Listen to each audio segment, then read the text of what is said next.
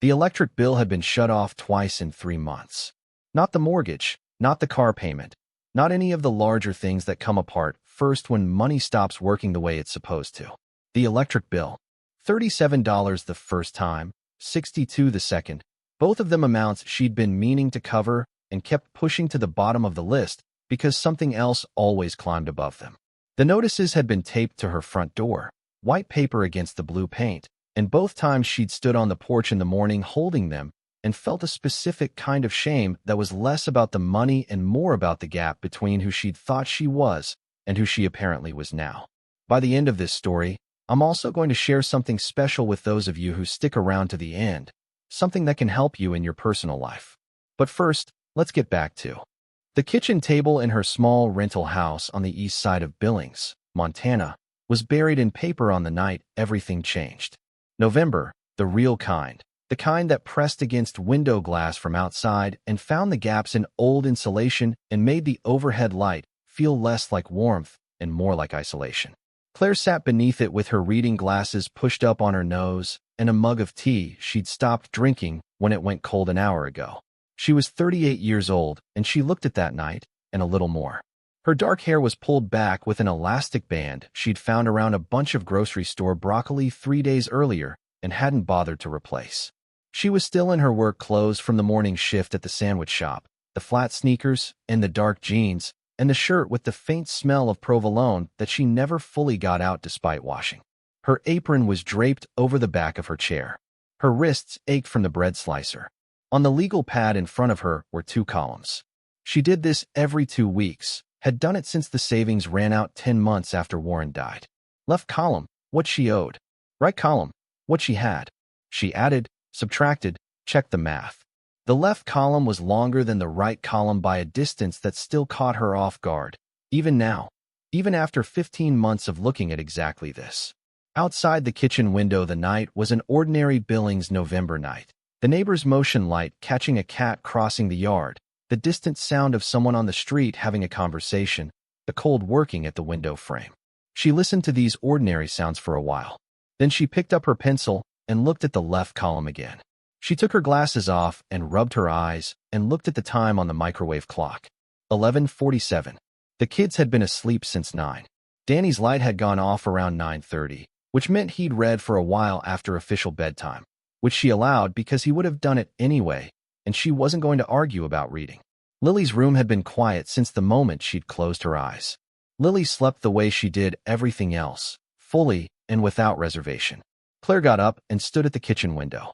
The yard was just a rectangle of brown November grass visible in the spill of the neighbor's porch light. Nothing out there worth looking at. She looked anyway. Warren Maddox had died 15 months ago on a Thursday in late August, of a cardiac event the attending cardiologist described as sudden and massive, the kind that gave very little warning and less mercy. He was 42. He'd kissed both kids goodbye before school that morning and told Claire he'd be home by 4, which he said most days. He was precise about arrival times. It was one of the things she'd relied on without ever identifying it as something she was relying on, the way you rely on gravity, assuming its presence rather than counting it. He was found in the parking lot of the distribution center at 11:15 in the morning. He was gone before the ambulance arrived. They had met when she was 24 and he was 25 at a friend's wedding in Billings. Claire in the wrong shoes for the venue and Warren assigned to the same table. He was funny in the way she found most compelling, the kind of funny that came from noticing small things and saying them precisely. He proposed to her in the parking lot of a grocery store on a Tuesday evening. He'd been planning a better occasion and couldn't wait. She said yes before he finished the sentence. They got married 10 months later in a park with 40 people and a cake her mother baked. 12 years. 2 kids. 3 apartments, and then the rented house on the east side.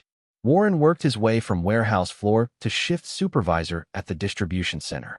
Claire worked as a dental hygienist until Lily was born and then went part-time and then stopped when the math of childcare stopped making sense. They were not wealthy.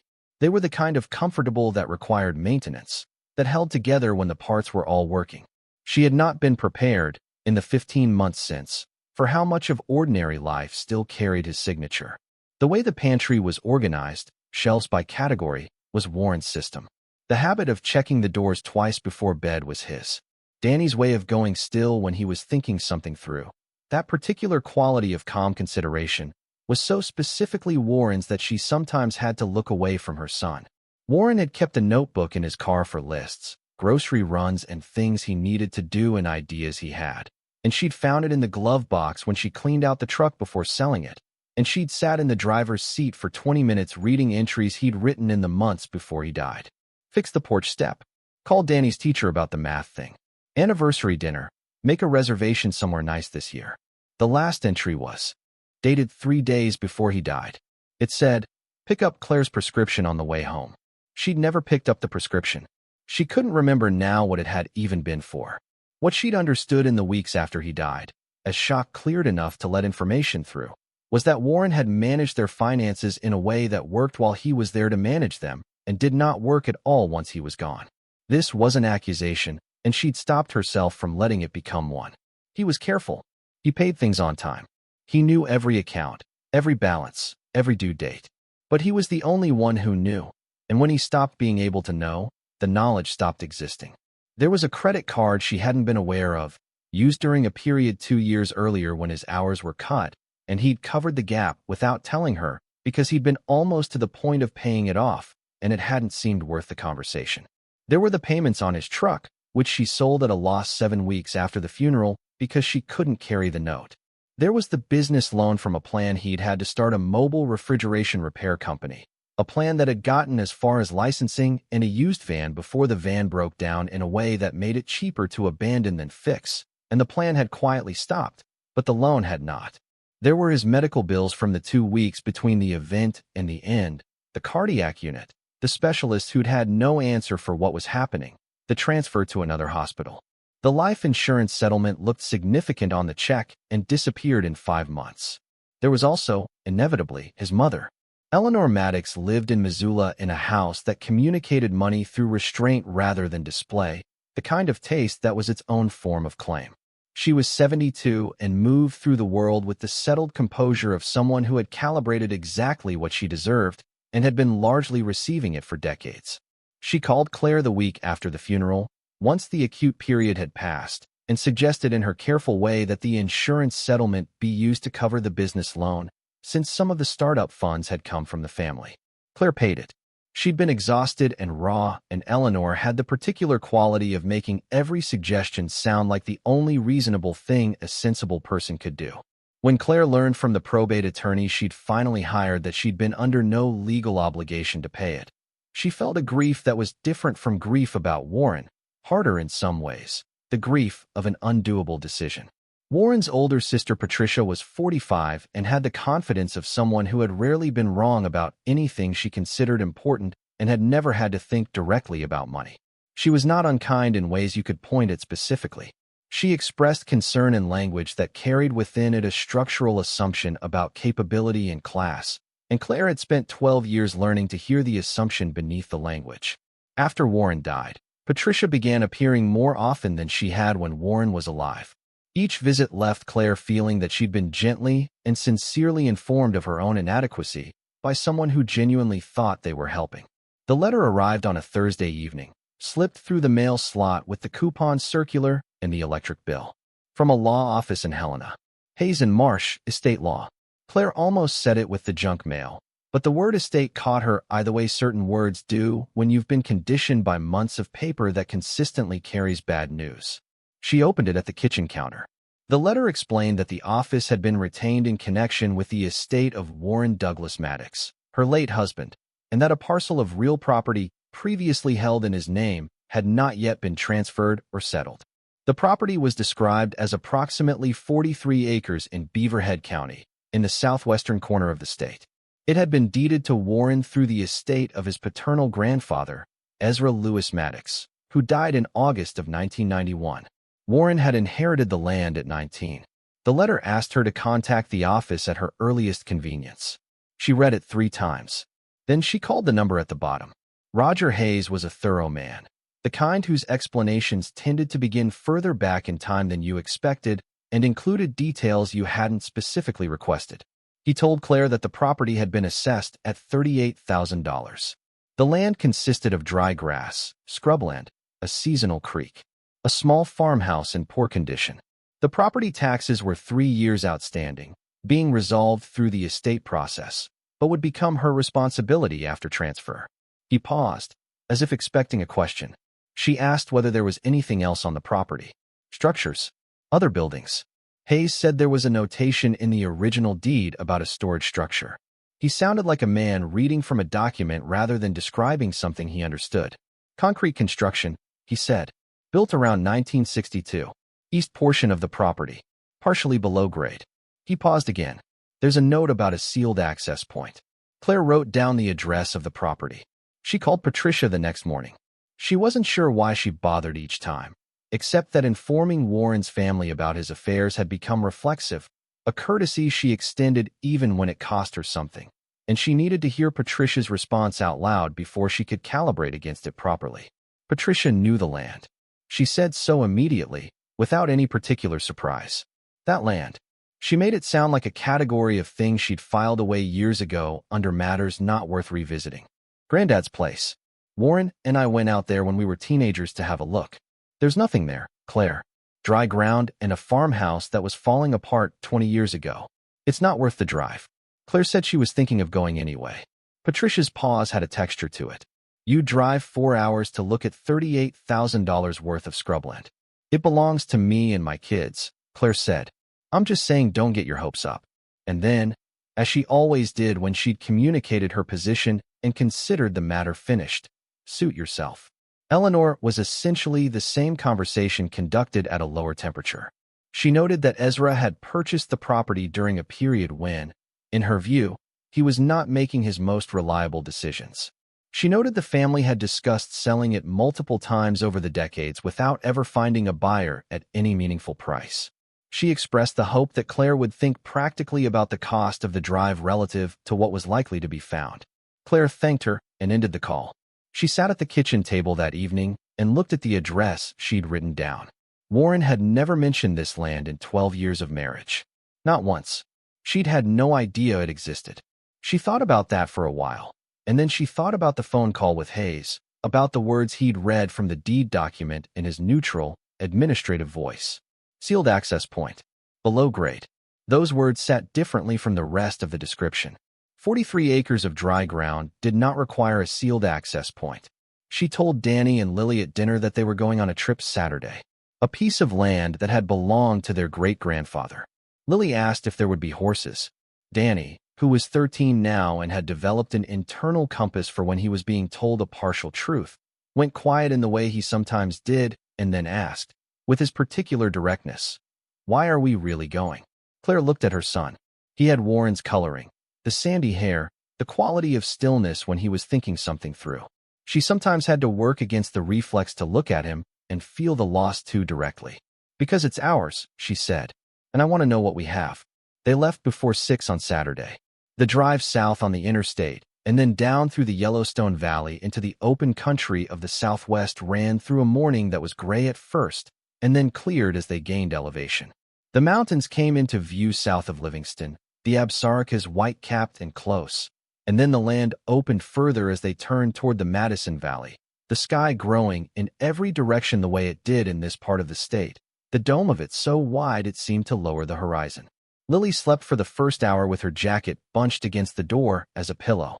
Danny sat in the passenger seat with his legs too long for the space and looked at his phone for a while, and then put it down and watched the country go by. He asked about Ezra somewhere south of Twin Bridges. "What do you know about him?" Claire kept her eyes on the road. "Not much. Warren didn't talk about him often. Said he was a character." "What kind of character?" "The kind who believed things other people thought were crazy, and who was probably right more often than people gave him credit for." Danny was quiet for a moment. "Was he rich?" "I don't know. I don't think anyone fully knew." That was true, and she knew it was true in a way she hadn't quite articulated to herself until she said it. Ezra Maddox had died, leaving a will that distributed his holdings among his son Robert and a handful of other disbursements, and the Beaverhead land had gone specifically to Warren, skipping Robert entirely.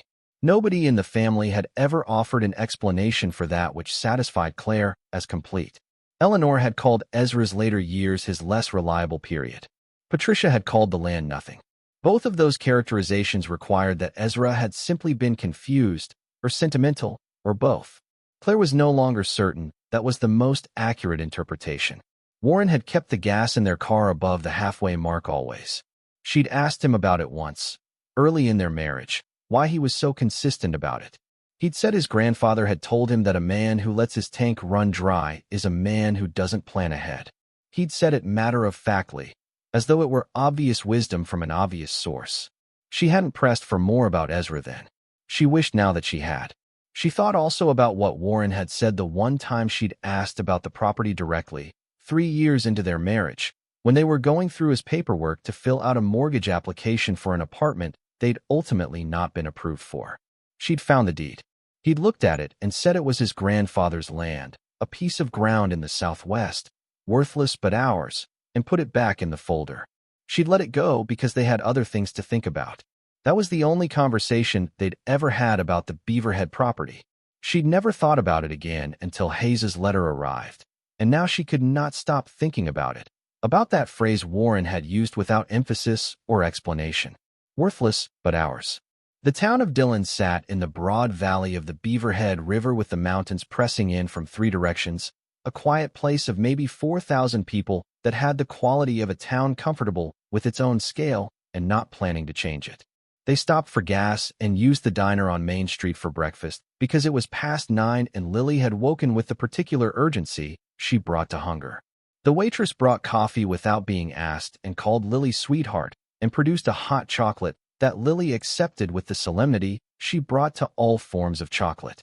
The county road west of Dillon was paved for 6 miles and became gravel after that, and the gravel grew rougher in the way of roads that had been graded too long ago by a county with a long list of priorities. Claire drove carefully. The land around her opened as she went, sage and brown grass running wide in every direction, the mountains blue-gray in the middle distance. The sky, already large in Dillon, became enormous out here, the horizon dropping and the dome of it expanding until she felt at the bottom of something vast rather than on the surface of it. The surveyor's flag that Hayes's assistant had staked at the property line was a piece of orange plastic tied to an old fence post. Claire pulled off the gravel road and stopped. She got out. The wind came off the mountains from the northwest and carried a cold that was drier than city cold, sharper. The sage moved in long uniform waves. A hawk turned slow circles over a ridge to the south. In every direction but north the land ran to mountains, and the mountains ran to sky. Lily took her hand without being asked. The farmhouse was visible from the road, 200 yards in along what had once been a 2-rut lane and was now just a pattern of compressed grass. 1 story, wood frame. A covered porch that sagged in the middle, a porch post leaning at an angle that suggested it had been doing so for years and the structure had accommodated it. The paint was long gone and the wood had weathered to the color of driftwood, gray-brown and smooth. All 4 windows visible from the road still held glass, and in that particular moment that seemed like something. They walked in through grass that came to Lily's waist, dry and pale, the last of the November grasshoppers jumping ahead of their feet. Danny walked with his hands in his pockets. Claire carried the backpack with the Hayes documents and the padlock key the firm had sent. The farmhouse door swung inward on hinges that needed oil but held. The interior smell was sealed time, dry wood, mineral cold, and something faintly below those smells that she suspected came from the earth under the floorboards. The furniture was gone. Whatever had been here in 1991 when Ezra died, the family had come through and taken it, and what they'd left behind was the structure itself. The wood stove in the main room was a good one, heavy cast iron with a firebox large enough to heat the whole space, the kind made in the 1950s and built to last indefinitely. The kitchen had a cast iron sink set and a countertop, both intact. A window above the sink faced north, and the light through it was cold and steady. The 2 small bedrooms were empty except for a metal bed frame in one of them, the mattress gone. She walked the floors slowly, pressing her weight at each step. No soft spots.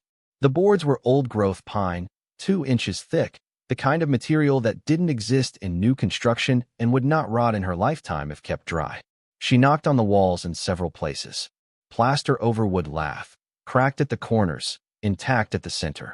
The plaster work itself was good, the old kind done with care. On the wall of the main room, she noticed the marks. A square of slightly different color on the plaster where something had hung for a long time. A clock or a picture, something large. In the smaller bedroom, marks on the floor where the feet of a bed frame had compressed the wood over years. On the kitchen windowsill, a groove worn into the wood where something had sat in the same position for so long it had left an impression. These were the marks of a house that had been occupied and used and lived in, and the absence of the things that made those marks was its own kind of record. Danny stood in the kitchen doorway. Could you fix this place up? With work. Yes. What kind of work? The practical kind. Roof needs checking. Windows need sealing. The pump might be reparable. The bones are solid. She said this last part with a certainty she'd been building as she walked the floors. The house was not as far gone as she'd expected from the outside and from Patricia's description. It had been built carefully by someone who understood what materials went where. She was still inside, examining the corner where the ceiling stain indicated a past roof leak, when she heard a truck on the gravel road, slowing. She went to the front window. A Ford pickup, dark green and old enough to predate most of the electronics in newer vehicles, had stopped at the road. A man was getting out of it in the careful way of someone whose knees had been registering complaints for a decade. He was in his early 70s, in a canvas work jacket and a hat with a ranch supply company's name on the brim. He stood beside his truck and looked at the farmhouse with the directness of someone who'd decided long ago that indirectness was a waste of time. Claire went to the door. Saw the car, he called out. Figured someone was finally out here. I'm Ray Dutton. My place backs up against your east fence. Claire Maddox. Warren Maddox was my husband. Ray Dutton's face changed slightly, not dramatically, just a shift in the set of his expression. He put out his hand, rough and warm. I was sorry to hear about Warren. I knew of him, at least. Ezra used to talk about his grandchildren sometimes. He didn't talk much about anything personal, but when he did, it was usually about the grandkids. They walked together back toward the property, Dutton moving with the economy of someone who had stopped wasting motion somewhere in his 50s. He looked at the farmhouse without sentiment, assessing it the way someone assesses a practical problem. Fixable, he said, when she mentioned her inspection. I thought so. Ezra maintained it right up until the last couple of years, when he couldn't get out here as often. He believed in maintenance. He said a man who lets things fall apart is a man who's given up on his own future. He said it without irony, just a thing he'd observed about a neighbor over 30 years. You knew him well as you could know Ezra. He was a private man, not unfriendly. He'd help you if you needed it, and he'd accept help graciously if it was offered the right way. But he didn't explain himself. Dutton paused, looking south at the creek line. We were neighbors for nearly 30 years. He did me some good turns, and I tried to return them, and we never had a conversation about anything personal except once. She waited. About 10 years in, he told me he had a room under the East Hill. He said it exactly like that, the way you'd mention a tool shed or an extra barn. Said he'd built it himself in the early 60s. I didn't ask what was in it, and he didn't offer. We were that kind of neighbors. Dutton looked east, toward the rise she'd noticed from the lane. I know he spent time out there in his later years, evenings mostly. I'd see his truck parked on the east side of the property when I was checking fence. Just parked there. You never asked him about it? Dutton considered this. Once. In maybe 1985, I asked him what he kept out there. He looked at me for a moment, and then he said, the things that matter. And then he changed the subject. I let him. That was the kind of man he was. You let him lead. Lights on in the hill, Claire said. Must have had electricity run to it somehow. Dutton shrugged. He was particular about having things done right. Whatever was in there, he'd have done it right. She thanked him. He wrote his number on the back of a gas receipt from his jacket pocket and told her she was welcome to call if she needed anything while she sorted things out. He drove away slowly, back the way he'd come. Claire turned east. The rise was visible from the farmhouse, a long, low ridge running roughly north to south about 250 yards out. From the west face, it looked completely natural, a gradual slope covered in grass and sage, nothing to distinguish it from the surrounding terrain. She walked toward it in the flattening afternoon light, hands in her coat pockets. She came around the south end of the rise and saw the east face from below. The slope here was different, steeper, nearly vertical at the base, and built into the base of it, set in poured concrete that had been carefully faced with local rock to match the surrounding ground, was a door. She stopped. She stood still for a moment. The door was steel, painted once in a color that might have been olive drab and was now mostly the reddish surface of old rust that had not gone to actual structural deterioration. 4 feet wide, 6 feet tall, set in a concrete frame that extended back into the hillside at the angle of a storm cellar entrance, though the door itself was nothing like any storm cellar she'd encountered. Centered on the door face at waist height was a steel wheel, 5 spokes radiating from a hub, the kind of mechanism she'd only seen on bank vault doors and submarine hatches in old movies. Beside the wheel, welded into a steel plate, was a keyhole. The slot was shaped for a double-sided key, the kind that could not be cut at a hardware counter. She stepped forward and put her palm flat against the door. The metal was cold through her hand. No flex, no give. This was not a thin panel. This was serious engineering. She walked the perimeter of the concrete frame, examining the edges. The gap between the door and its frame was maybe 1/8 of an inch and consistent all the way around. She pressed her fingertip into the gap at the bottom. Dry, no rust staining on the concrete at the seam edges, which meant the seal had held through 60 years of Montana winters without compromise. She stepped back and looked at the face of the hillside above the door, backfilled and seated. The natural profile of the rise, the gentle slope of its west face, had been deliberately preserved. You would never see this from the farmhouse. You would never see it from the road. The only approach that revealed it was this one, coming around the south end of the rise and looking at the east face from below. Someone had spent serious money on this door and more serious thought on concealing it. She stood in front of the wheel and put both hands on it and pushed and pulled. It did not move. She hadn't expected it to. She was going to need 2 things she didn't yet have, the key and the combination.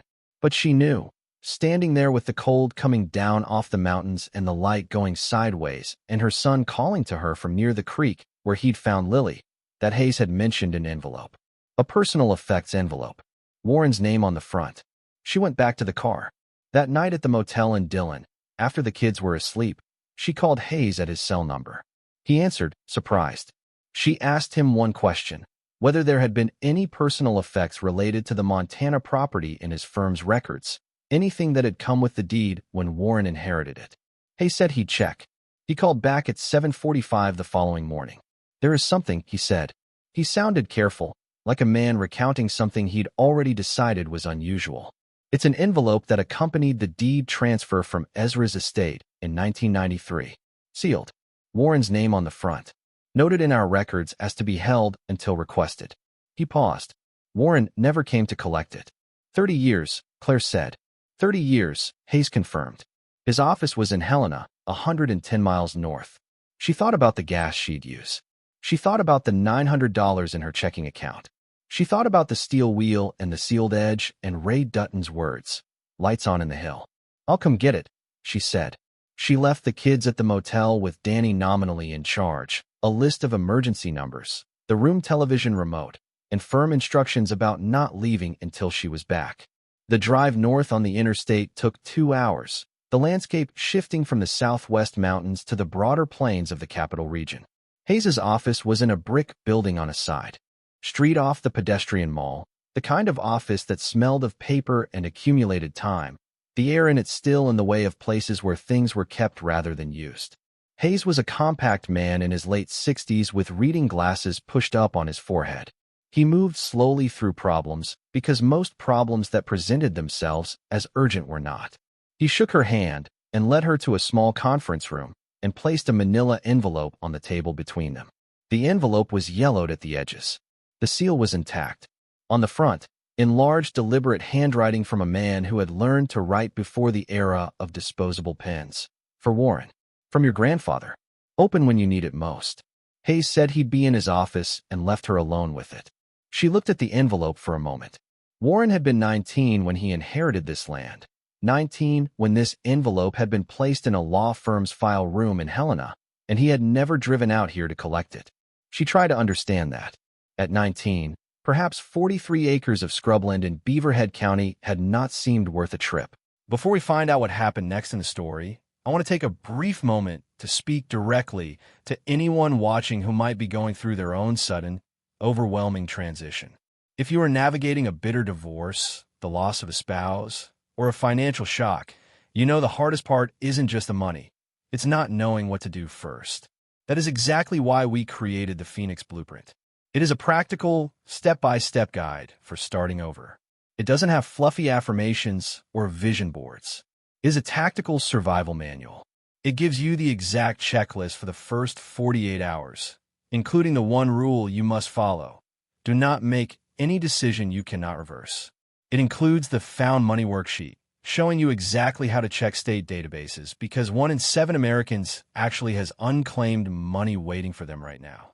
It even gives you word-for-word boundary scripts to use when family members pressure you for money or try to make decisions for you. You can get the entire guide right now for just $17. If you're watching on your TV, just pull out your phone, open your camera, and scan the QR code on the screen right now. If you're on a computer or phone, click the top link in the description. You don't have to figure this out alone. Now, let's get back to the story. Perhaps he'd meant to come and kept meaning to. She would never know. What she knew was that he hadn't, and now it was in front of her, and 30 years had passed in a file cabinet while Warren lived his life, and then left it. She opened the envelope carefully, sliding a finger under the flap without tearing. Inside was a single sheet of paper, handwritten front and back, dated October of 1991, 3 weeks before Ezra Maddox died. The handwriting was large and deliberate and forward-leaning, the kind learned when writing was physical and took effort. She read it through once, quickly, then again slowly, then again. Ezra wrote to Warren the way a man writes when he has decided to say what he actually means instead of what courtesy requires. He wrote that the Beaverhead land was going to Warren and not to Warren's father Robert because Robert would sell it within the year, and Ezra could not bear that. He wrote, "The land is not what matters. What's under the land is what matters." He wrote about the structure in the East Hill. He said he'd built it himself in the summer of 1962, with 2 men he trusted absolutely.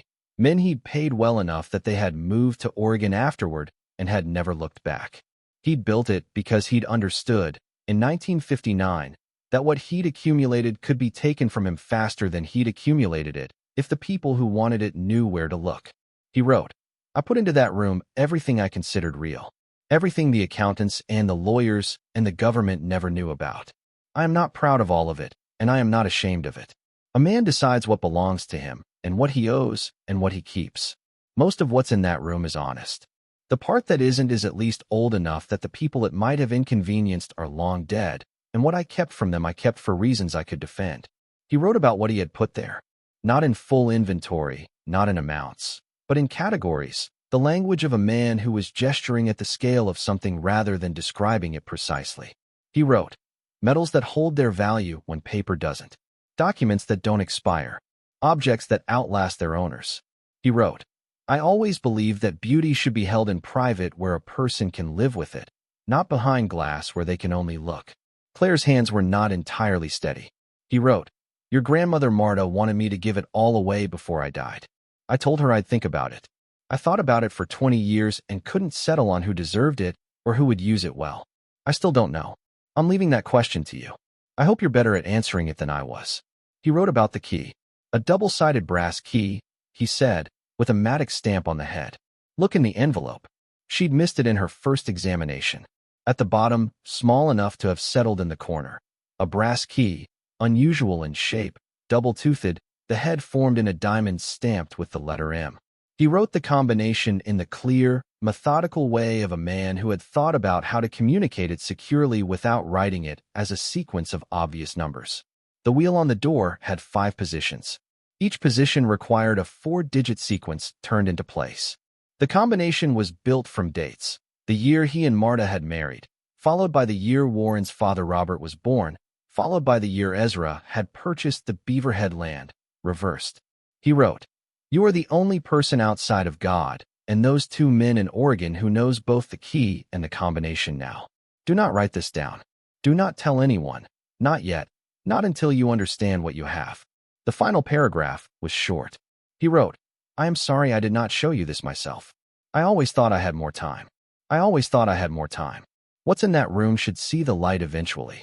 I never figured out how to do it the right way. Maybe you will. Whatever you decide, don't let them take it from you. Some things are worth the trouble of keeping." Claire set the letter down flat on the conference table and sat without moving. She thought about Warren at 19, getting in a car to drive to Helena for a law office appointment that would hand him a deed to 43 acres of Montana scrubland and an envelope bearing his name. She thought about the version of Warren who had decided, for whatever reason, not to come. Maybe the 110 miles had seemed like too much on a day when it wasn't urgent. Maybe some other thing had climbed above it on the list. Maybe he'd kept meaning to, and then life had filled in around the intention until the intention stopped being visible. She thought about Ezra Maddox, who had come up from nothing in the Depression years and made himself into something and sealed his real understanding of his own life into a hillside in Beaverhead County in 1962 and died 29 years later with the room still sealed, waiting for a grandson who never came to get the letter. And she thought about the envelope that had sat in this file room through Warren's entire adult life, through their marriage, through their children, through his death, through 15 months of her sitting at a kitchen table with a legal pad and 2 columns that didn't balance, not knowing it existed. Hayes came back to the door after a few minutes. He looked at her face and made the professional decision not to ask the obvious question. "Is everything in order?" he said. "Yes," Claire said. Her voice came out normally, which surprised her. "Thank you." She drove back to Dillon. She'd looked up the dates on her phone at a rest stop on the interstate. Ezra and Marta had married in 1948. Robert Maddox was born in 1951. The Beaverhead land had been purchased in 1955, reversed, 5591. 5 positions on the wheel, 1948, then 1951, then 5591. She worked out the last 2 sequences based on the structure of Ezra's description and wrote nothing down, held the 5 numbers in her head instead, repeating them silently as she drove south. She picked up the kids from the motel. She fed them sandwiches from the gas station convenience store because it was past noon and she hadn't eaten and Lily had sent 4 texts in the previous hour. She sat in the front seat of the car and ate half of a turkey sandwich and looked at the letter again, which she'd folded and placed in her coat pocket. She didn't tell the kids what she'd found. She told them they were going back to the property to take more photographs and measurements for the attorney, and Danny accepted this with the composure of someone who had decided to wait. They drove back out the 12 miles of gravel road. The afternoon had gone gray, a flat overcast moving in from the northwest. The property looked different in the even light, more spare, the farmhouse smaller, the rise to the east longer than she'd remembered. She sent the kids to the creek and told Danny to stay where she could see the tree line from the east end of the property. She watched them walk south, Lily talking, Danny with his hands in his pockets, and then she turned and walked east. The door was exactly as she'd left it. She stood in front of it and took the key from her coat pocket. She found the slot in the steel plate. She pushed the key in. It went smoothly, with the precision of a thing engineered to be exact, the way a correctly made key feels in a correctly made lock.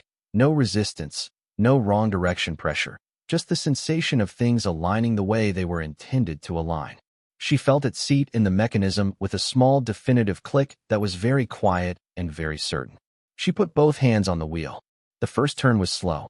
The mechanism inside the door was heavy with decades and the weight of engineering, each increment of rotation engaging something substantial within the door's body. She counted positions and turned, clockwise and then counterclockwise, the sequence Ezra had written for a grandson who never came to use it. The wheel moved. It moved with the heaviness of something built not just to work but to last, and the distinction was audible in the way each position seated. Between the second and third positions, she stopped and held still for a moment. The cold of the hillside was around her, and the cold of the sealed air behind the door was pressing out against the thin gap at the seam, a different cold from the outside cold, deeper and mineral and still. She became aware of how quiet it was out here. No traffic, no machinery, just the sage moving in the wind somewhere beyond the south end of the rise, and the faint sound of the creek and her own breathing. She thought about Ezra building this door in 1962, the 2 men he'd hired and paid to leave the state, the summer of work it would have taken to excavate, pour, engineer, seal. She thought about the kind of conviction required to undertake that work on 43 acres of scrubland in Beaverhead County, conviction that what you were protecting was real and worth protecting, conviction strong enough to sustain itself through 30 years of evenings with the truck parked on the east side of the property and the lights on in the hill. She finished the sequence. On the 5th and final position, she felt it happen, not heard it exactly, felt it, a vibration transmitted through the wheel and through her hands, a bolt of serious dimensions releasing from a catch it had held for 6 decades. She pulled.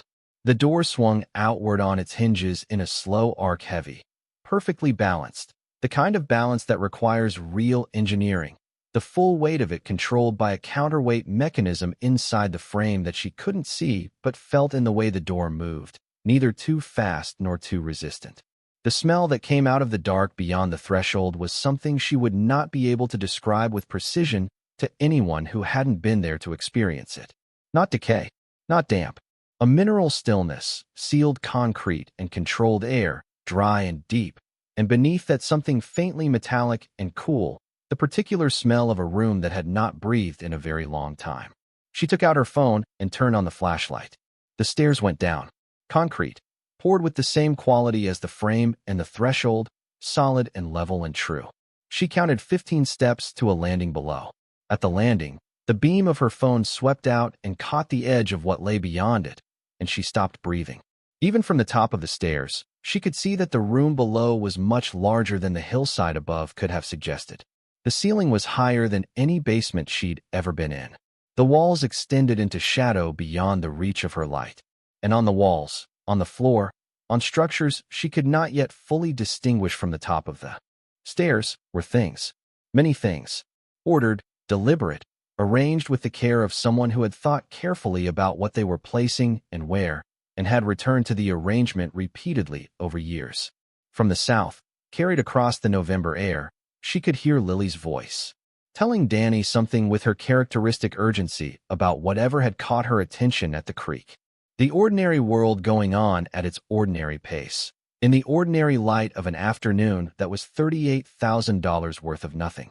Claire held the concrete frame of the doorway with her free hand and made herself breathe. She thought about Eleanor on the phone. Not worth anything. She thought about Patricia's pause, that carefully measured silence full of everything she decided not to say. She thought about the yellow legal pad on the kitchen table at home, the left column longer than the right, the 2 electric bill notices, the 3 years of property taxes, the business loan she'd paid back out of money that wasn't legally obligated to pay it. She thought about Ezra Maddox, a man she'd never met, who had come up from nothing in hard years and made himself into something and chosen his oldest grandchild's grandchild to hold what he'd built, because everyone else would sell it. Don't let them take it from you. Some things are worth the trouble of keeping. Claire took the first step down. What she was about to find in that room would force her to understand things about herself she had not yet been asked to understand. It would bring her into conflict with people who would tell her confidently that what she had found belonged to someone other than her. It would require her to make decisions whose consequences she could not yet imagine. And it would show her the full shape of a man's life that had been hidden from everyone who thought they knew him. But all of that was still ahead. Right now, there were stairs going down into a room that had been sealed for 60 years, and she had the key, and she had the combination, and she had nothing left to lose. She went down. The stairs were concrete, and the concrete was as solid as the door she'd come through. She counted 15 steps in the beam of her phone light, feeling each one before committing her weight. Old habit from years of entering old buildings where surfaces that looked stable weren't. These held. The walls of the stairwell were smooth poured concrete, the corners sharp, the work of someone who understood that a thing built to last had to be built without shortcuts in the places you couldn't see once it was done. She ran her hand along the wall as she went down. The concrete was cool and dry. No efflorescence, no moisture staining, no cracks in the joints between pores. Whoever had done this work had done it with the kind of care that a building inspector would never see.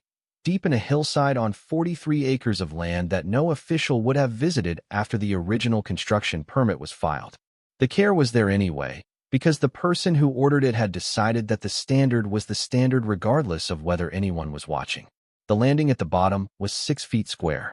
From the landing, a short corridor ran forward into darkness for perhaps 8 feet, and then the walls opened, and the ceiling rose, and she walked out of the corridor and into the room itself and stopped. The ceiling was 12 feet high. She could feel that before she could measure it, the sense of vertical space that her body registered as unexpected. The room ran back from the entrance corridor in both directions, wider than she'd imagined from above, perhaps 30 feet across, and at least 60 feet deep. the far wall disappearing into darkness beyond the reach of her phone light. This was not a storm cellar. This was not the kind of fallout shelter that came in government pamphlets and fit beneath a suburban backyard.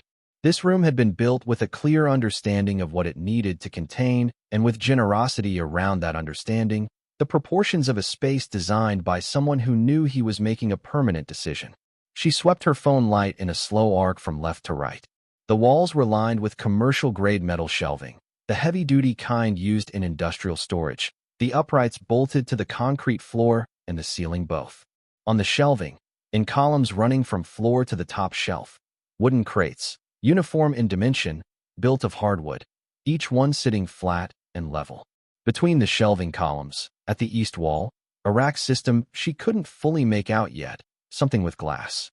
On the south wall, a row of objects hung from a rail mounted near the ceiling, each wrapped in dark cloth tied with cord. At the far end of the room, barely in the reach of her light, two large steel filing cabinets, and beside them, flush with the west wall, something round and steel that resolved itself as she squinted into the dark as a combination safe set into the concrete itself. She moved the light slowly. She was trying not to think the number yet. She was trying to stay practical, to take in what was actually there before her mind ran ahead of the evidence. This was how she'd gotten through the 15 months since Warren died. One specific thing at a time, one concrete task following another, not looking at the whole picture because the whole picture was too large to look at directly. She applied the same discipline now. There were crates. There were display cases. There were covered shapes on a wall. There were filing cabinets and a safe. She would go through each section in order. She would document. She would not stand in the middle of the room trying to hold the shape of the whole thing before she'd understood the parts. She found the electrical panel. It was mounted just inside the entrance corridor to the right, a gray metal box, the kind of standard commercial panel she recognized from the furnace rooms of older apartment buildings. She opened it. The breakers were labeled in Ezra's handwriting, the same large forward-leaning script as the letter, though faded with decades. Fluorescence, Bank A. Fluorescence, Bank B. Emergency. Ventilation. She threw the main breaker. Most of the fluorescent fixtures mounted along the ceiling were dead. The tubes had dried and blackened at the ends after decades without power, and they did not come on. But along the upper perimeter of the walls, a strip of emergency lighting she hadn't noticed came alive, battery-backed fixtures of the kind installed in commercial buildings and maintained by trickle-charge systems. The batteries had degraded over 60 years, and the light they produced was low and amber rather than white, but it was enough. It filled the room from the corners inward, and it showed her everything. Claire lowered her phone and stood still. The room was large enough that the emergency lighting didn't fully reach the ceiling at the center, leaving it in a soft shadow above her. But the walls were lit clearly, and what she could now see was a room that had been organized with the patience and precision of someone who had added to it incrementally over years and had thought about each addition's place in the whole. The lanes between the crate columns were clear and even. The display rack along the east wall was clearly custom-built, not improvised. The south wall's hanging rail was level, and the objects hung from it at consistent spacing. The filing cabinets in the far corner were squared to each other and to the wall. This was not a room put together in a hurry. This was a room that had been curated. Claire lowered her phone and stood still. The wooden crates along the north and east walls were stacked 6 high in columns of varying depth, some 4 crates deep, some 2. Clear walking lanes between the columns as though Ezra had thought about access. The display rack along the east wall was now clearly visible, a custom-built wooden frame holding perhaps a dozen horizontal trays, each 4 feet wide and 2 feet deep, each one topped with glass and set in the rack so it could be pulled out like a drawer. The wrapped objects on the south wall were 14 in number, hung at intervals along the rail, various sizes, the largest perhaps 5 feet tall and 3 feet wide. The filing cabinets in the far corner were 4-drawer units, gray steel, standard commercial manufacture. The combination safe in the west wall was set into the concrete at chest height, its dial facing out, the door perhaps 18 inches across. The room smelled of sealed concrete and dry controlled air, and something beneath those, something faintly metallic and cool, the particular smell of a space that had not exchanged air with the outside world in a very long time. Ezra Maddox had maintained the temperature passively. She would understand later, through the depth of the room below the frost line, and through walls thick enough to resist seasonal variation. The ambient temperature was somewhere around 55 degrees, she estimated, consistent and dry. A room that could hold whatever was put into it for a very long time, and apparently had. She walked to the nearest column of crates and looked at the top one. The wood was dense hardwood, dry and stable, the construction of someone who understood joinery. Fitted corners rather than simple but joints. A metal hasp on the front, no padlock. She unlatched it and lifted the lid. The interior was lined with thick felt, dark green, shaped in rows to hold the contents in position without contact between pieces. In the felt, in rows of 5 across and 5 deep, gold bars. 25 of them, sitting flat, their surfaces dull gold in the amber light. She picked one up. She'd never held a gold bar before. She'd understood intellectually that gold was dense, but understanding it intellectually and feeling it lift in your hand were different experiences. The bar was about 7 inches long and 1.5 inches thick, and it weighed what a small brick weighs, the weight landing unexpectedly in her palm and registering as more than the size suggested it should be. The surface was smooth except for the stamped markings. On the top face, the weight, 1 kilogram. The purity, 999. 9, a refinery mark she didn't recognize. A date, 1967. She set it back and looked at the column below the open crate, then at the other columns around the room. She began counting. 4 columns wide across the north wall, 3 crates deep, 6 high. Along the east wall, around and between the display rack, more columns, different configurations. She counted methodically, moving from column to column, and when she'd gone around the room and done the arithmetic, she arrived at a number of crates that she multiplied by 25 bars per crate and then multiplied by the approximate market price. She looked up on her phone. She stared at the number for a moment. Then she put her phone back in her pocket and moved to the display rack. She stood at the end of the crate column for a moment before moving on. The felt lining in the open crate was perfect, undamaged, the bars sitting in their rows with the same precision she'd been seeing everywhere in this room. Ezra had come here and tended to this. He'd opened the crates and looked and closed them again. He'd maintained the organization not as a matter of obsession but as a matter of care, the same care he'd shown in the farmhouse, in the door and its mechanism, in the ventilation that had kept the air dry enough to preserve everything he'd placed here. She thought about what he'd written in his letter to Warren. I put into this room everything I considered real. Standing in that room, she began to understand the specific meaning of the word real as Ezra had used it. Not everything of value, not his largest assets. Everything he considered real. Everything that would hold its character and its worth regardless of what happened to paper and institutions and governments and the confidence that made those things work. A man who had come up in the Depression, who had watched paper lose its meaning overnight, who had spent his life accumulating things that could not be made worthless by a bank closure or a government policy or a market that changed its mind.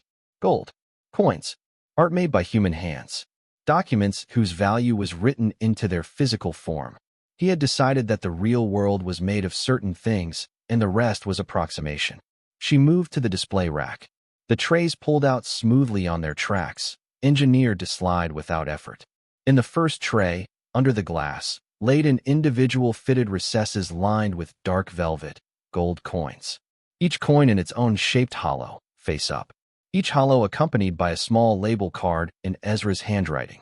She bent close and read, denomination, year, grade, and a number that she understood after a moment was his own value estimate, written in pencil and updated at different times in different shades of pencil, evidence of revisiting. She pulled the second tray. More coins, different denominations, Liberty heads and Indian heads, and earlier types she couldn't name.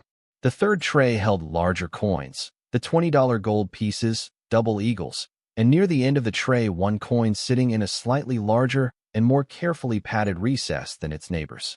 The label card beside it was longer than the others, and the writing on it was more deliberate, the care in each letter visible. 1933 St. Gaudens Double Eagle, the label read. Acquired 1971, private transaction, no documentation available to attach. One of approximately 12 known to exist outside government control. Value as of last assessment. See adjacent note. Do not underestimate what this is. Tucked under the edge of the card was a folded slip of paper. She opened it.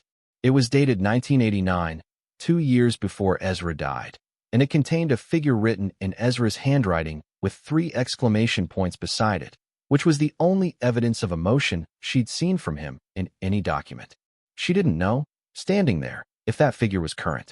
She would learn later that it was significantly lower than current market value, that the 1933 Double Eagle had appreciated in ways that would have satisfied even Ezra's particular standards for what an asset should do over time.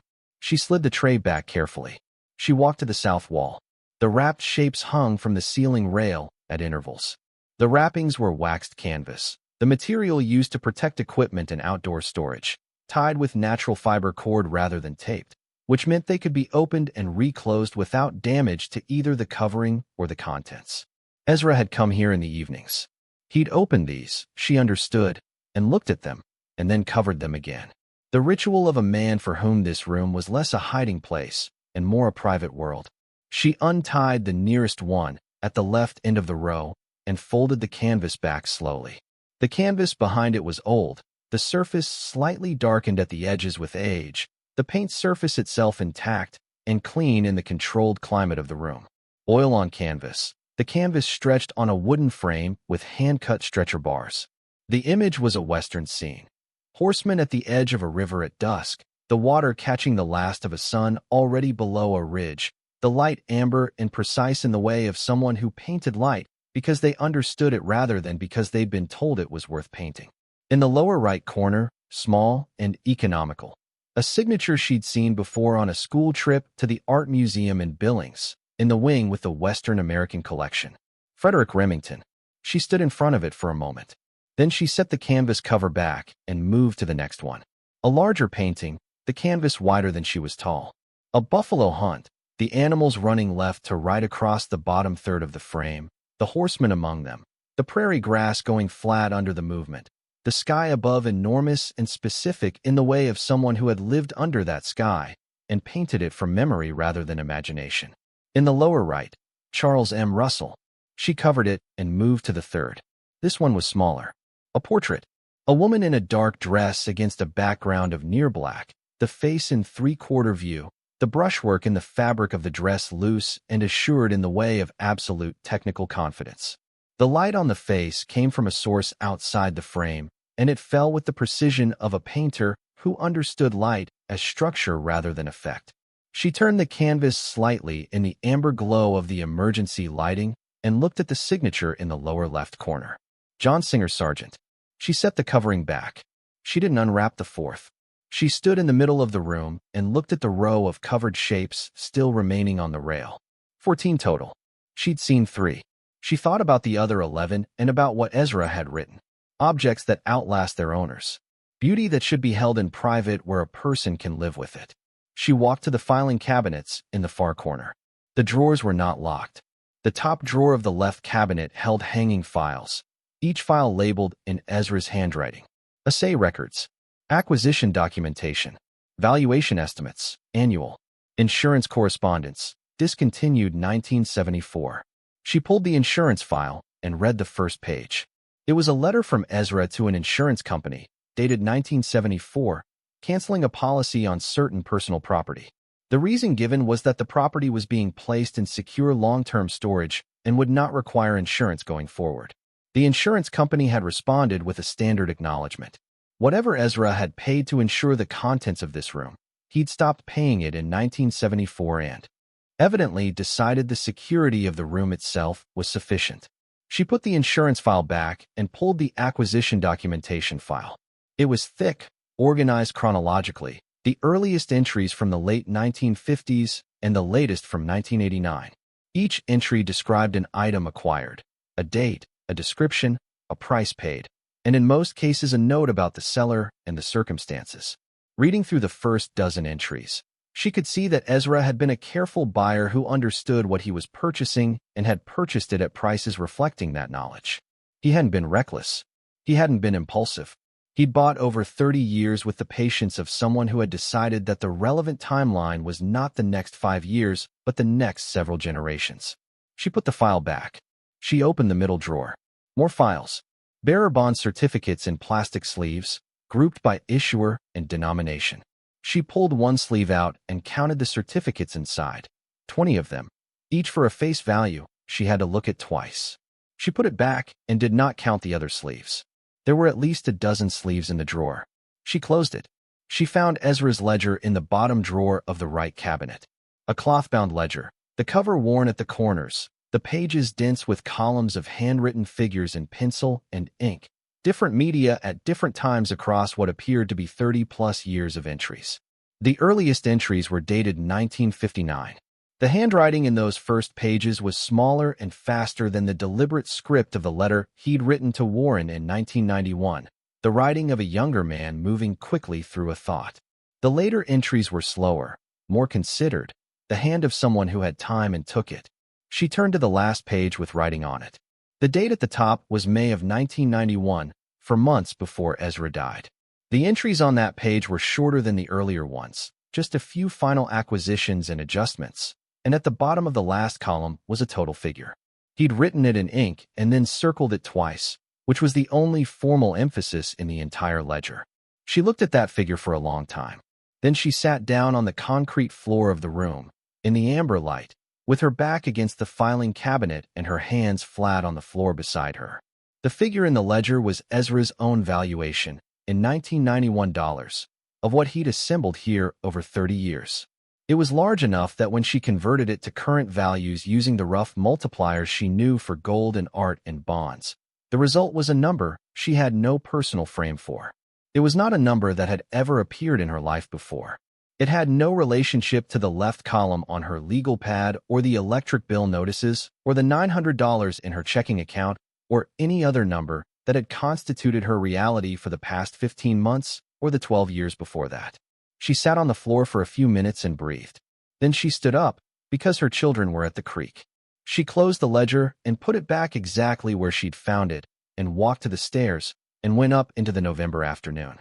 Outside, the air felt very ordinary. The sage was moving in the wind. The hawk was working the thermal again above the southern ridge. She latched the door behind her and stood still for a moment with the cold on her face. She thought about Eleanor. Not worth anything. She said it in her head in Eleanor's voice, the careful measured register of a woman who had calibrated exactly what she deserved. Then she let it go. She walked south and found the kids at the creek exactly where she'd left them. "Come with me," she said. Her voice was level. She was grateful for that. Danny looked at her face and stood up immediately. They walked east together. At the door, she looked at both of them. Then she didn't try to explain it first. She opened the door and let them go down ahead of her. At the landing, she reached past Danny and found the emergency lighting switch. The amber light filled the room from the corners inward. Lily made a sound that wasn't a word, something between an intake of breath and a single syllable she didn't finish. Danny stood completely still for 5 full seconds. Then he said, "Mom." She came and stood beside them. "What is it?" Lily asked, in a small voice. "It's what your great-great-grandfather saved," Claire said. "It's what he kept." Lily walked forward slowly, not running, with the instinctive care of someone who understood the room called for a different pace. She went to the nearest open crate and looked at the bars inside without touching them first. She looked for a long time. Then she reached in and put one finger on the surface of the nearest bar and held it there as though checking that it was real. "It's cold," she said. "Gold is always cool to the touch," Claire said, "even in a warm room." Lily considered this. Then she walked to the display rack and put both hands on the edge of the nearest tray and looked at the coin trays through the glass tops. She moved along the rack slowly, tray by tray, bending close at each one. "These are beautiful," she said. "What are they?" "Gold coins. Some of them are more than 100 years old." "Like treasure," Lily said. It was not quite a question. "Yes," Claire said. "Like treasure." Danny had walked to the open crate and was looking at the gold bars with his hands in his pockets, not touching anything yet, which was how he approached things he wasn't certain of. He picked one up eventually, two-handed, and held it at chest height and looked at it. "It's heavy." "It always is." He set it down carefully and straightened and looked around the room, at the crate columns, at the south wall with its covered paintings, at the filing cabinets at the far end. He was doing the arithmetic. She could see it. He was finding the shape of the number. "How many crates are there?" he asked. "About 72, she said. give or take. He worked through the calculation in his head. She could see him doing it, the stillness of it. Then he said, "And those paintings on the wall, they're real?" "Yes." "Like, actually valuable?" "Yes." He looked at her. She looked back at him. After a moment he said, quietly, "Okay." He said it the way he said it when he'd taken something in completely and was ready for the next thing. After a while, Lily stopped at one of the covered paintings on the south wall and carefully lifted the corner of the canvas covering, just the corner, and looked at what was beneath, and then lowered it gently back into place. She turned to Claire. "That's a real painting. A really old one." "Yes. It's beautiful. You have a good eye." Lily looked at the row of covered shapes on the rail. "All of them. All of them." Lily looked at the row for a long moment. Then she looked at Claire. "Did our great-great-grandfather love paintings?" "I think he did. I think he came here to be with them." Lily nodded as though this were a completely understandable thing to do. Claire watched her children in that room, in the amber light, and felt something she hadn't felt in 15 months and hadn't expected to feel here. Not relief exactly. Not joy. Something quieter than those things. Something closer to the word settled. The feeling of a problem that had been unsolvable for so long that you'd stopped letting yourself think about it. And then suddenly, and without warning, it resolved, and the resolution was so complete that the feeling it produced was not excitement, but stillness. After a while, she told them it was time to go back to town. She thought about Warren. She thought about how he'd said once, in passing, about his grandfather. He left a mark on everything he touched. She thought about the notebook in the glove box and the last entry and the prescription she'd never picked up. She thought about 15 months of the left column being longer than the right column, and about the electric bill taped to her front door, and about Eleanor's voice on the phone saying not worth anything with the particular confidence of someone who had never found a reason to look closely at a thing before dismissing it. At the door, Lily stopped and looked back into the room one more time with the expression of someone filing something away carefully. "Can we come back?" she said. "Yes," Claire said. "We'll come back." She locked the door fully, all 5 positions, the key turned and pocketed. They walked across the frost-brittle grass to the car and drove back to Dillon in the flat afternoon light.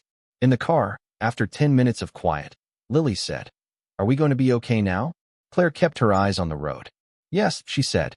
"I think we are." Danny looked at her profile. "Does Eleanor know?" "No," Claire said. "And we're going to be careful about who knows and when." He went quiet again. She felt him understanding something without being told it, which he sometimes did. It was one of the things about him that made her think he was going to be all right, whatever came next. At the motel that evening, she put Lily in front of the television with a sandwich and told Danny she needed to make some calls. He said okay and closed his door without the television, just sitting, which was what he did when he was thinking through something he wasn't ready to talk about yet. She sat in the parking lot in the car with the heater running. The motel sign threw red light across the windshield. The night was clear and the mountains were dark shapes against a sky full of stars, the kind of sky you only got this far from city light. She thought about Ezra looking at this same sky on the evenings when he'd parked his truck on the east side of the property and gone down into the room below the hill. She thought about what he'd found worth keeping company with in the evenings of his later years, the paintings and the coins, and the ordered rows of things that would outlast him. She thought about the letter he'd written to a grandson who never came to read it. "I am sorry I did not show you this myself. I always thought I had more time." She had time now. She had a room full of everything Ezra had considered real, and a key in her coat pocket, and 2 children in a motel in Dillon who had stood in that amber light and been changed by what they saw in the way that children are changed by things that are genuinely beyond their experience. Not frightened, not overwhelmed, just changed. She called Ray Dutton. He answered on the second ring, unhurried. "I went into the room," she said. "I need to speak with someone who understands complicated situations. Unusual inheritance. Assets that were never disclosed to any government authority." She paused. "Ray, the room is full." A brief silence. Then Dutton said, "I thought it might be." "You thought so?" Ezra believed in accumulation. He used to say that paper wealth was temporary and physical wealth was permanent. He said it like it was an obvious fact that everyone should have arrived at independently. I heard him say it once to a business associate who came out to the property, maybe 1984 or thereabouts. Dutton paused. "How full are we talking?" "I don't have a precise number, but it's a number that changes things." Dutton was quiet. "There's a woman in Helena named Helen Park." She spent 20 years in the IRS estate division and went private about 15 years ago. She handles unusual inheritance situations, the kind where things turn up that were never on any official record. She's careful and she knows how to move through complicated ground without making it worse. I used her when my brother's estate had some surprises. She'll know what to do. He sent the number while Claire was still on the phone. Helen Park answered at 8:15 that evening as though she'd been expecting the call, or at least expecting a call of this type. She said, "Tell me everything from the beginning and don't skip anything." Helen listened without interrupting. Claire told her about Hayes, the letter, the drive, the farmhouse, the bunker door, Ezra's letter, the key and the combination, and what she'd found below. The East Hill. When she finished, Helen was quiet for a moment. Gold bullion from the 1960s and 1970s, pre-1933 coins including possibly a 1933 double eagle, Western American masters, and at least one significant European portrait, bearer bonds, and a combination safe of unknown contents. She said it back the way a person recites a list. They are simultaneously filing under multiple categories. Is the property transfer into your name complete? Hayes said it's being processed. Processed is not complete, Helen said. Until it's recorded, the property and its contents exist in your husband's estate, which has additional implications. Do you have a probate attorney for Warren's estate? Claire explained about the Billings attorney, the simple estate declaration, no major known assets. We need to reopen that estate to formally include this property and its contents, Helen said. It's the only clean way to establish your legal claim to what's in that room. But reopening an estate draws attention, and the moment this becomes widely known, you will have competing interests appearing from multiple directions. Family, creditors, if any, remain, and depending on what's in those filing cabinets, potentially the federal government on the question of unpaid estate taxes from Ezra's 1991 death. How serious is the tax exposure? It depends on how Ezra characterized his holdings. If he declared everything, you have no problem. If he hid assets from the IRS, and based on what you're describing that seems likely, then the undeclared value creates a claim. The good news is there's a voluntary disclosure process that, if we use it proactively and on our terms, gives you significant negotiating leverage rather than putting you in a defensive position. What do I do right now? Nothing public. Contact Hayes tomorrow and tell him to expedite the transfer as a priority and not to discuss the property details with anyone until he hears from you again. Don't tell family. Don't remove anything from the room. I'll start filing on my end tonight. How long before I need to worry about other people moving faster than me? That depends on what set this in motion and who's watching. But I'd say move quickly. Claire sat in the dark parking lot after the call ended and looked at the motel sign and the stars above it, very clear and cold, and thought about the full shape of what she was managing. 2 days ago, she had been a woman with a legal pad and 2 columns that did not balance. Now she had a sealed room in a Montana hillside and a former IRS attorney filing emergency motions and a situation that was, according to Helen Park, going to require moving quickly. She thought about Ezra's letter. She thought about the circled figure in the ledger, the last total he'd written, in May of 1991, and what that figure had become after 33 years of gold prices and art markets and compounding values. She went inside. Patricia called at 9:47. The hour itself told Claire something before she answered. Patricia kept regular hours and considered late calls a form of impoliteness except in genuine emergencies. I spoke with Roger Hayes this afternoon, Patricia said.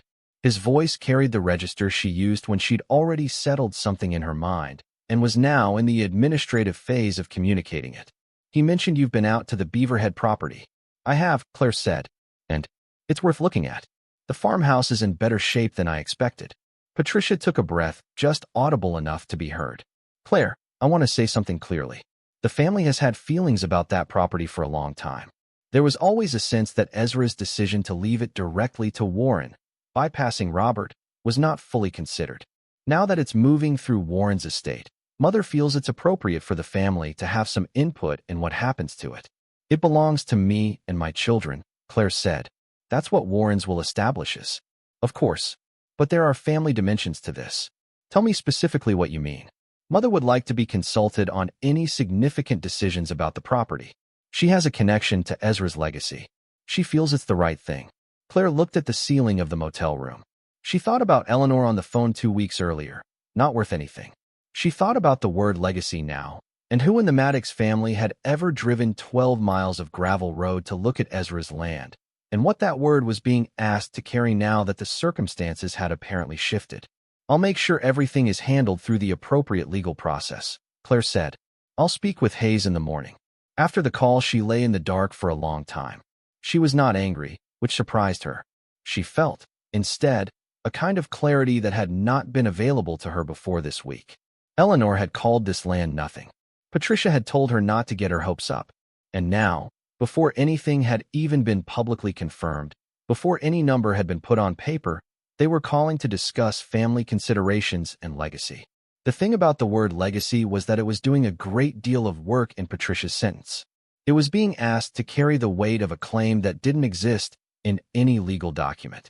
Ezra had skipped Robert entirely and left the land to Warren specifically, with a letter explaining why. Warren had left everything to Claire. Legacy was a social concept being deployed where a legal one had already been established, and Claire had been in enough conversations with the Maddox family over 12 years to recognize the technique, even when it was being used with genuine conviction rather than deliberate manipulation. Patricia probably believed what she was saying. Eleanor probably believed it too. That didn't make it accurate. Ezra had known. He'd written it in his letter. Don't let them take it from you. She slept. The man arrived the following morning. Claire had driven out alone while the kids were at breakfast at the diner, wanting to document what Helen Park had asked for, a more precise count of the crates, the condition of the filing cabinet documents, any labeling on the art that would support provenance research. She parked at the road and walked across the frosty grass in the thin early light and had just come around the south end of the rise when she heard a vehicle on the gravel road behind her. She turned. A dark blue SUV, clean and late model, moving with the careful pace of someone protecting a good vehicle on rough ground. It stopped at the road. A man got out. He was in his early 50s. Gray jacket, dark slacks. The clothing of someone who worked indoors and had not been planning for this terrain when he got dressed. He had the groomed competence of a professional, neat, well-maintained, the kind of face trained to project ease as a default. He walked toward her with the unhurried approach of a man who'd expected to find someone here and was not thrown by having done so. "Mrs. Maddox," he said. It wasn't a question. Claire stood her ground. She was perhaps 30 yards from the bunker door, which was closed and latched, but not locked. She didn't move toward it. She looked at the man and waited. He produced a card from his jacket pocket and extended it toward her. She didn't close the distance between them to take it. "My name is Dale Fitch," he said. "I represent a firm called Meridian Heritage Recovery. We specialize in estate situations with historical complexity." He paused, giving her time to respond. She didn't. "I was hoping we might have a conversation about this property. How did you know I'd be here this morning?" He smiled in a way that declined the question. "We monitor estate transfer activity in properties with certain characteristics. When a dormant property like this one becomes active, it comes to our attention. Who are your clients? That's something we'd address in a more formal setting." He adjusted his approach slightly, the way a person shifts footing to maintain balance. "Mrs. Maddox, I want to be direct with you. We represent parties with historical connections to assets associated with Ezra Maddox's holdings from his business period. These are long-standing, legitimate interests. Our clients have been patient. We'd prefer to resolve this with fairness and discretion, which is why I'm here personally rather than through correspondence." "What assets?" He looked at her. The ease in his expression was real, which was the thing about him that she found most informative. He was not bluffing. He believed he was the reasonable party in this conversation and that she had only to recognize the reasonableness he was offering. "We believe there are items on or associated with this property that were acquired under circumstances creating legitimate claims from parties other than the current estate. Historical claims, rooted in Ezra's business relationships and transactions going back several decades. We'd like to open a conversation about how to resolve this fairly. You should contact my attorney," Claire said. His expression shifted. Not dramatically. A recalibration. "May I ask who's representing you?" "Roger Hayes at Hayes and Marsh and Helena," she said. "He's handling the estate transfer. If you have a legitimate claim, you can file it through the appropriate legal channel." Fitch looked at her for a long moment. The morning was cold and still around them, the sage not yet moving, the sky pale and flat. I'd encourage you, he said, in a tone that remained pleasant, not to make any significant decisions about the property's contents before we've had a chance to sit down. Things could become complicated very quickly for a person in your position, and complications like that are expensive. She heard the word contents, and she heard the phrase person in your position, and she understood both. Thank you for coming out, she said. He held her gaze for another moment. Then he nodded, turned, and walked back to the SUV with the deliberate unhurry of someone who had made their point and was not concerned about the response. He turned the vehicle around carefully on the gravel and drove away. Claire stood watching until the SUV was around the first bend and the sound of it had faded into the morning quiet. She stood there for a little while after that, in the cold, looking at the gravel road and the tire tracks the SUV had left in the frost at the road's edge. She had been a woman with a legal pad and 2 unbalanced columns for 15 months. She had been a woman who checked the mail with a specific low dread she had learned to recognize before she could name it. She had been a woman whose in-laws referred to her land as scrubland in a tone that meant they'd already filed it away under things that don't require further thought.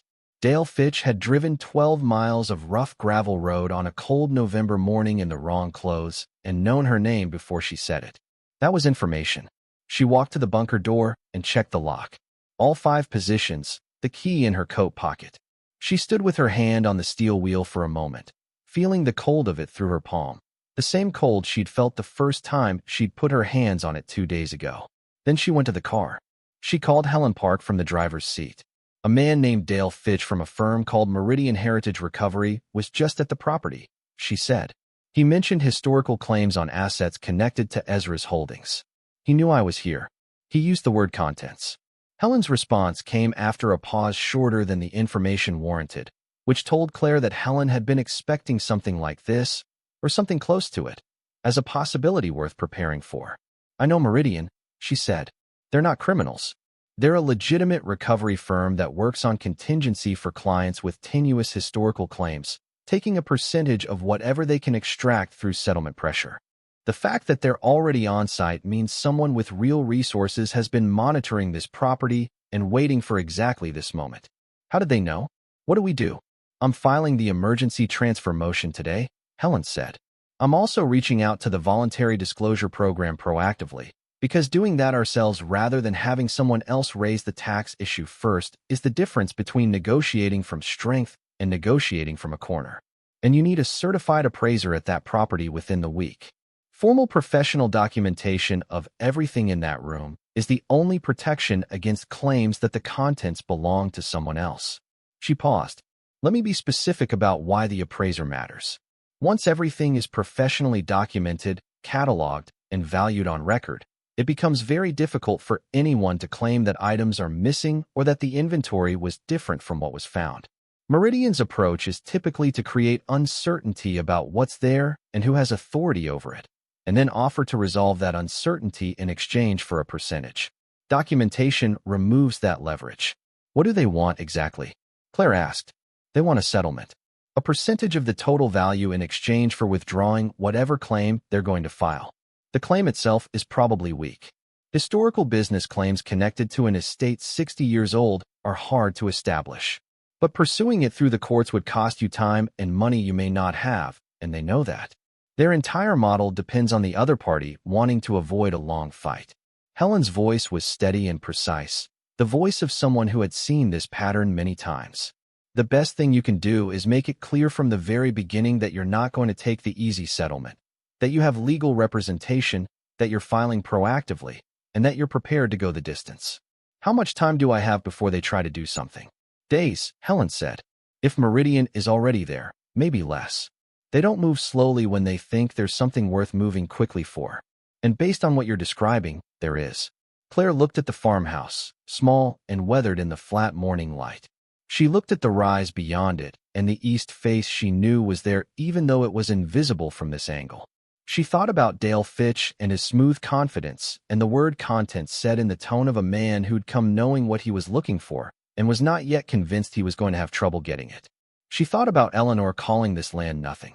She thought about Patricia on the phone at 9:47 in the evening, calling it family considerations, calling it legacy, using language that cost nothing and had been assembled in the hours since Hayes had apparently mentioned Claire's visit to the property. She thought about Ezra building that door in the summer of 1962, the two men he'd paid well and sent to Oregon, the 30 years of evenings parked on the east side of the property with the lights on in the hill, coming here to be with the things he'd decided were real. Some things are worth the trouble of keeping. She called Danny and told him to stay at the diner with Lily for a while longer. Something had come up. What kind of something? He asked. The kind we handle, she said. I'll tell you everything when I get back. She sat for a moment more, looking at the property that 3 people had called worthless and nothing in scrubland, who were now, without knowing what was in the hill or how much it was worth, already moving toward it with the practiced confidence of people who believe their claim to things was inherent rather than earned. She thought about Warren's last notebook entry and about the prescription she'd never picked up and about all the ordinary things that had not happened because he'd stopped being able to come home. She thought about Lily in that amber light asking if their great-great-grandfather had loved paintings, and Claire saying, I think he came here to be with them, and Lily nodding as though that were a completely understandable way to spend an evening. She picked up her phone. I'm ready to move, she told Helen. What comes next will force Claire to fight on multiple fronts at once, against people who have been waiting a long time and who believe they have both the resources and the standing to take what Ezra Maddox built and sealed away from a world he didn't entirely trust. The battle for the bunker is about to leave the Montana hillside and enter ground where the weapons are legal motions and appraiser certifications and the patience of a woman who has already survived the worst thing that ever happened to her. Stay with us for part 3, where everything comes together. The appraiser arrived on a Wednesday, for days after Dale Fitch had driven 12 miles of gravel road in the wrong shoes and told Claire that things could become complicated. Her name was Naomi Chun. She was 45, based in Missoula, and she had the bearing of someone who had spent 2 decades assessing things that other people didn't know what to do with. Helen Park had recommended her specifically, which was recommendation enough. Naomi drove a white Subaru and arrived at the property at 8 in the morning carrying 2 hard-sided cases and a camera bag and a thermos of coffee she offered to share without making a production of it. She looked at the farmhouse without comment and at the rise to the east with the specific attention of someone who'd been told what was there and was now placing that information against the visible terrain. Where is it? She said. Around the south end of the rise, Claire said. The east face. They walked together across the frost grass. Naomi looked at the door from 20 feet away before she got close, studying the concrete frame, the steel panel, the profile of the hillside above it. Custom work, she said when she reached it. Good custom work. She crouched at the base of the door and pressed her fingertip into the gap at the seam. Dry, she said, standing. 60+ years, and the seal is dry. She said it the way you note something that meets a standard you weren't certain you'd find. Claire opened the door, and they went down. When the emergency lights came on, Naomi stood at the edge of the room without speaking for a long moment. Then she set her cases down on the concrete floor, opened the first one, and put on cotton gloves. She worked for 6 hours without stopping. Claire stayed for the first 2 hours, answering questions when Naomi asked them. Then she drove into Dillon, got the kids from the motel, had breakfast at the diner, and came back. When she returned in the early afternoon, Naomi was still working, moving through the room with the methodical pace of someone who understood that this job had a right way and a wrong way and was only going to do it the right way. She had positioned portable lighting units she'd brought from her car, professional-grade LED panels that gave the room a different character from the amber emergency lights, brighter and more neutral, the kind of light that showed surfaces without flattering them. In that light, the room looked different to Claire, more specific, less like a secret and more like a collection, which was what it was. The crates, in their columns, showed the grain of the hardwood they'd been built from. The filing cabinets showed minor surface rust that hadn't been visible in the amber. The coin trays, with their velvet recesses, looked like something from a museum archive. Naomi was photographing each tray methodically, pulling them out, shooting from directly above and then at an angle to capture depth, replacing them with care. She worked without commentary. When Claire asked if she needed anything, Naomi said no, thank you, and kept working. At 3 in the afternoon, Naomi sat down on a folding chair she'd carried in from her car and looked at her tablet. Do you want the preliminary range now, or wait for the formal report? Now, Claire said. Naomi looked at her screen. The gold bullion is the most straightforward. Weight and purity are stamped on the bars, and I've sampled 3 from different crates to confirm they match. Current spot price gives you a bullion value in the range of 150 to 160 million, depending on how and when you sell. She said this in the same tone she'd used about the dry seal. Information being conveyed. The coins are more complex. The collection is extraordinary. I've done preliminary photography and identification on roughly 60% of what's in the trays, and I'm already seeing pieces that would generate serious competition at auction. The 1933 Double Eagle alone is in a category that's very hard to put a ceiling on. I'll need numismatic specialists to do a full assessment, but my preliminary range for the collection is 40 to 60 million. That might be conservative. Claire looked at the filing cabinets. And the bonds? I haven't gone through all of them. The ones I've examined appear to be valid instruments from recognizable issuers, some of which no longer exist as independent entities, but whose obligations were assumed through mergers and successors. A securities attorney will need to verify each one individually. But based on face value and a reasonable yield assumption over the holding period, you're looking at over 100 million, possibly considerably more. And the paintings? Naomi was quiet for a moment. The Remington is a known work, she said. It was listed as missing from a 1972 private estate sale where the transaction was disputed and the painting's whereabouts never established. That creates a provenance situation requiring resolution before any sale. The Russell appears clean from what I can tell, a private family sale in 1968 for which I found reference documentation in the filing cabinet that establishes a credible chain. The Sargent I haven't been able to place yet against existing databases. What does the provenance issue mean for value? Clean provenance. The Russell is probably 8 to 15 million at auction. The Sargent, if it clears, could be significantly more depending on what it turns out to be. The Remington will require legal resolution before any sale, but the work itself is worth between 12 and 20 million based on comparable auction results. She looked at her tablet. There are 11 more covered pieces on the south wall I haven't examined yet. Based on what I've seen so far, some of them will be significant. What's the total preliminary range? Naomi looked at her screen again. Preliminary, including everything I've assessed, and the remaining pieces at conservative estimates, for 150 to 500 million. With the bonds fully verified and the coin collection properly assessed by specialists, that range could move higher. She paused. I've been doing this for 20 years. I have never walked into a room like this one. After Naomi left that afternoon, Claire sat in the car at the road with the heater running and the radio off. The mountains were going dark in the way they did here at this hour in November, the light draining upward from the peaks until only the snow caught it. 450 to 500 million.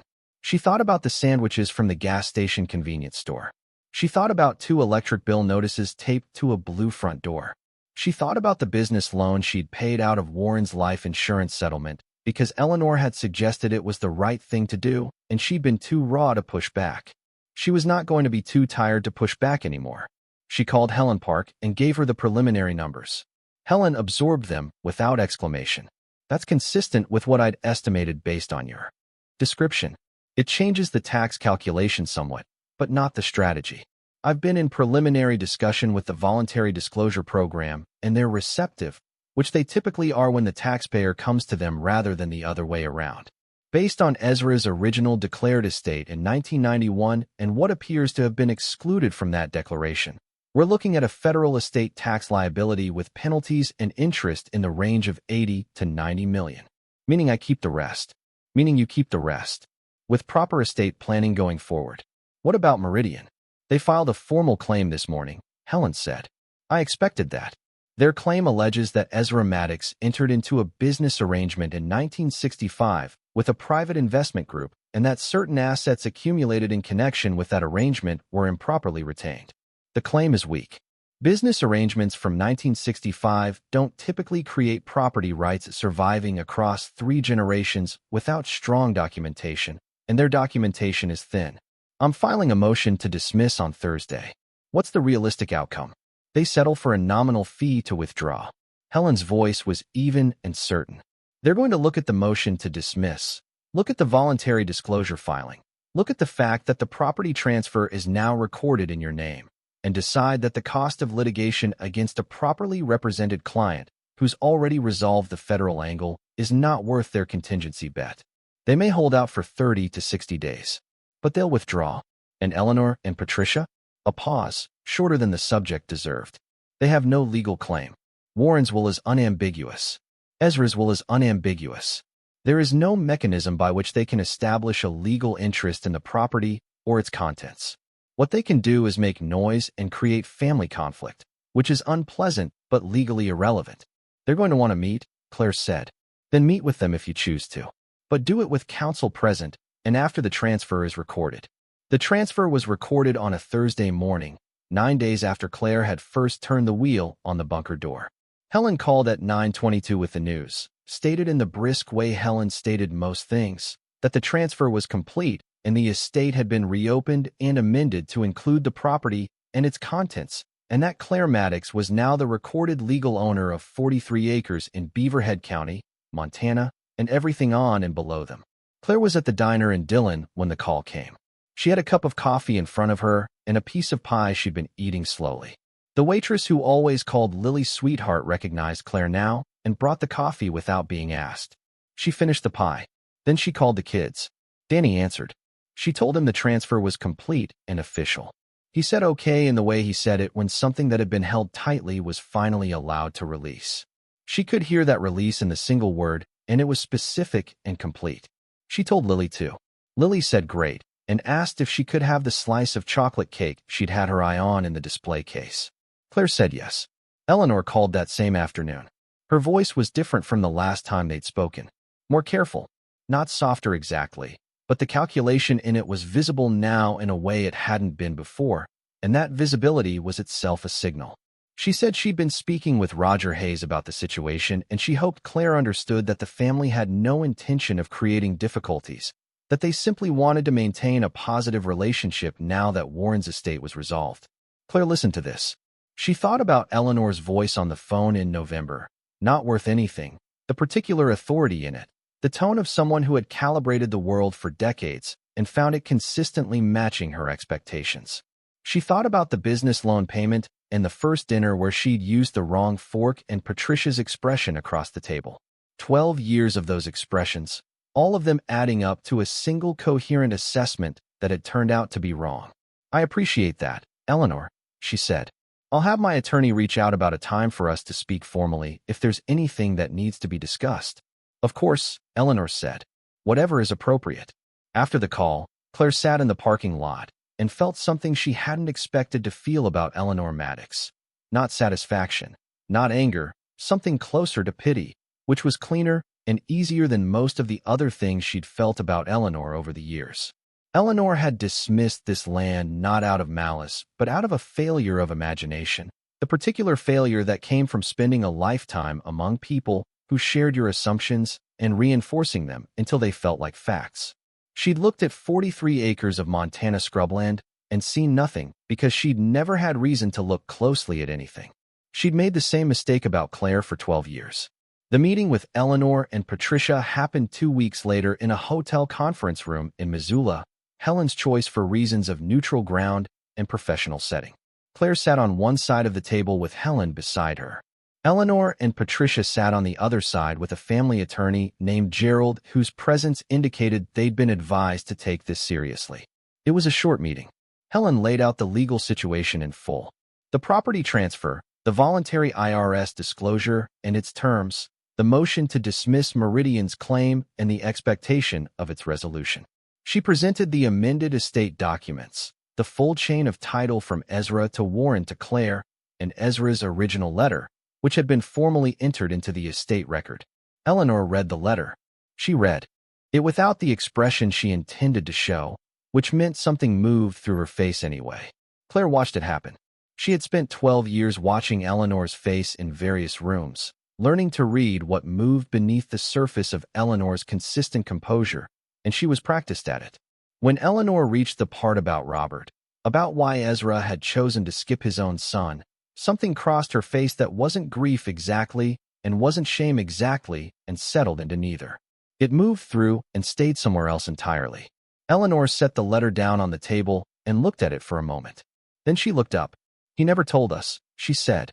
Not to anyone in the room specifically. Just said it. No, Helen said, her voice neutral.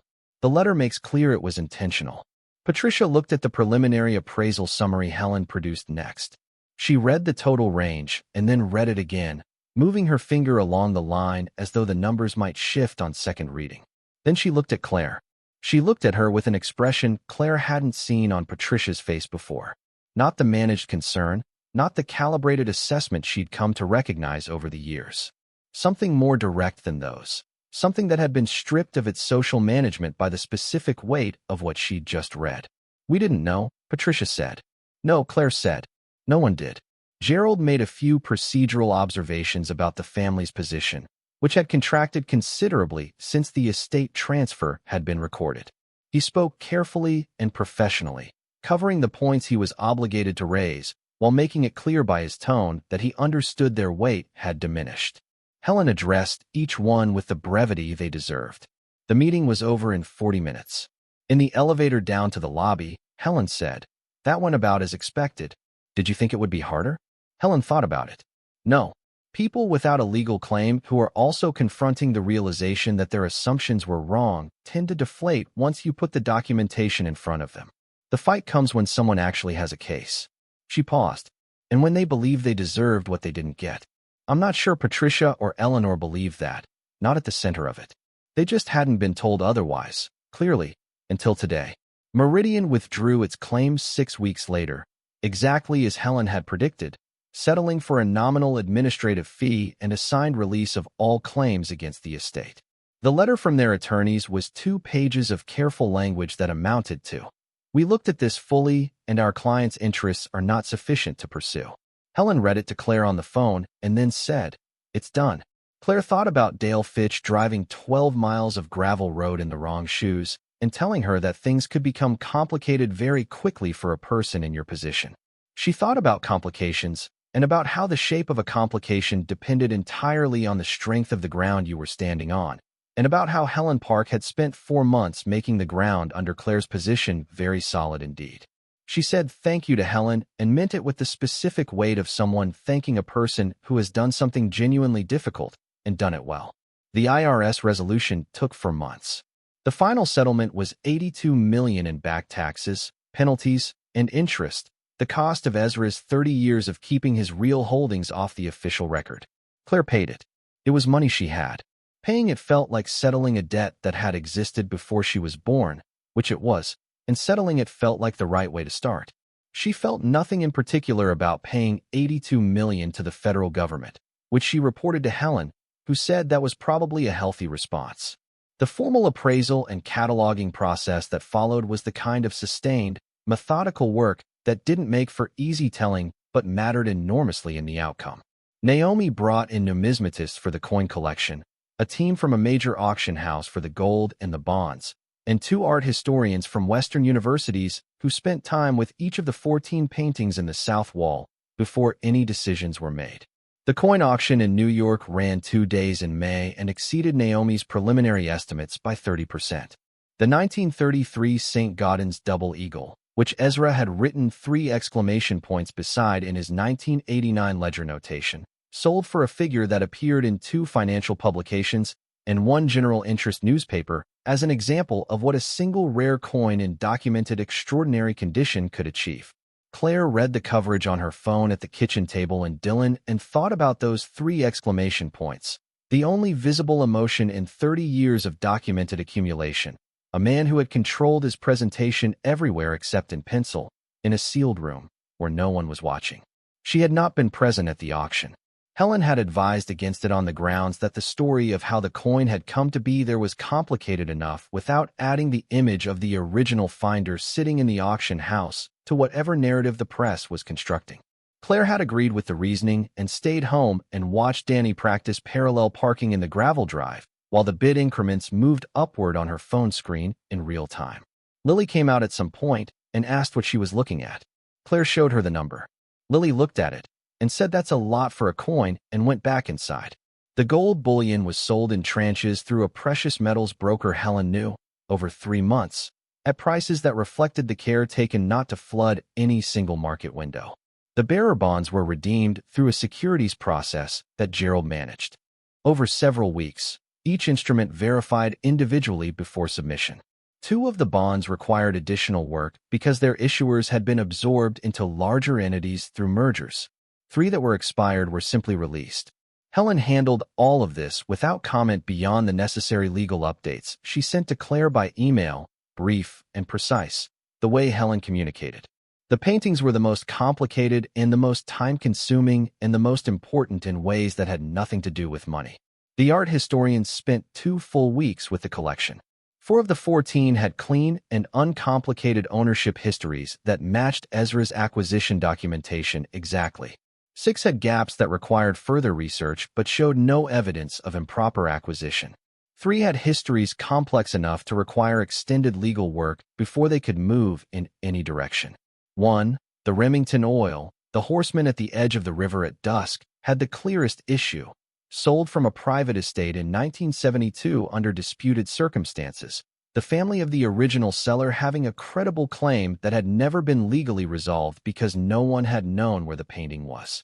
Claire donated the Remington to the Gilcrease Museum in Tulsa, which held the most complete collection of Western American art in the country.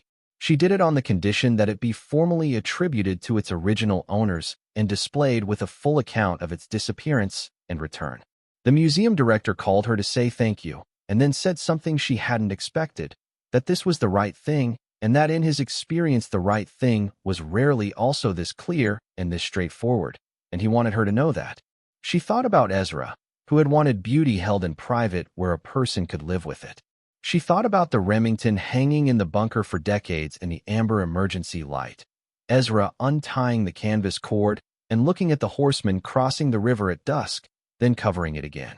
She thought about the original owners of that painting, a family in Oregon whose estate had disputed the 1972 sale and never resolved it and eventually moved on, the way people did when something was clearly gone and no legal path forward existed. She thought about what it meant to return a thing that people had stopped expecting to get back. She donated 2 more from the collection to Montana institutions. 1 to the Montana Museum of Art and Culture in Missoula. 1 to the C.M. Russell Museum in Great Falls, where the Russell oil of the buffalo hunt belonged more than anywhere else she could think of. She thought about standing in the bunker with the flashlight, looking at Russell's signature in the lower right corner, the brushwork of the grass going flat under the running animals, the sky enormous above it all. The painting had earned its place in a room where people could come to it rather than the other way around. She thought about Ezra's line, beauty that should be held in private where a person can live with it. She thought about how she understood the impulse and disagreed with the conclusion, and how the 3 paintings going to museums was her way of honoring what Ezra had loved without repeating the part of it that had been wrong. The remaining 11 pieces sold over the following year through auction and private sale. By the time the full process concluded, the net figure after the IRS settlement, all professional and legal fees, auction commissions, and the 3 donated pieces was $368 million. Claire paid off her debts on a Saturday morning in March, sitting at the kitchen table in the Billings rental house, the same table where she'd made her columns on the yellow legal pad for 15 months, the left one always longer than the right. She transferred the exact amounts to the exact creditors in order of outstanding balance. The credit card, the medical bills from Warren's last 2 weeks in the cardiac unit, the car note that had become a personal loan when she'd sold his truck. She paid the amount she'd sent Eleanor for the business loan to a domestic violence shelter in Missoula in Eleanor's name, for reasons she kept to herself. The total of all her debts was less than she'd paid Naomi Chun for the preliminary appraisal. She took the legal pad and tore it in half and put it in the recycling bin.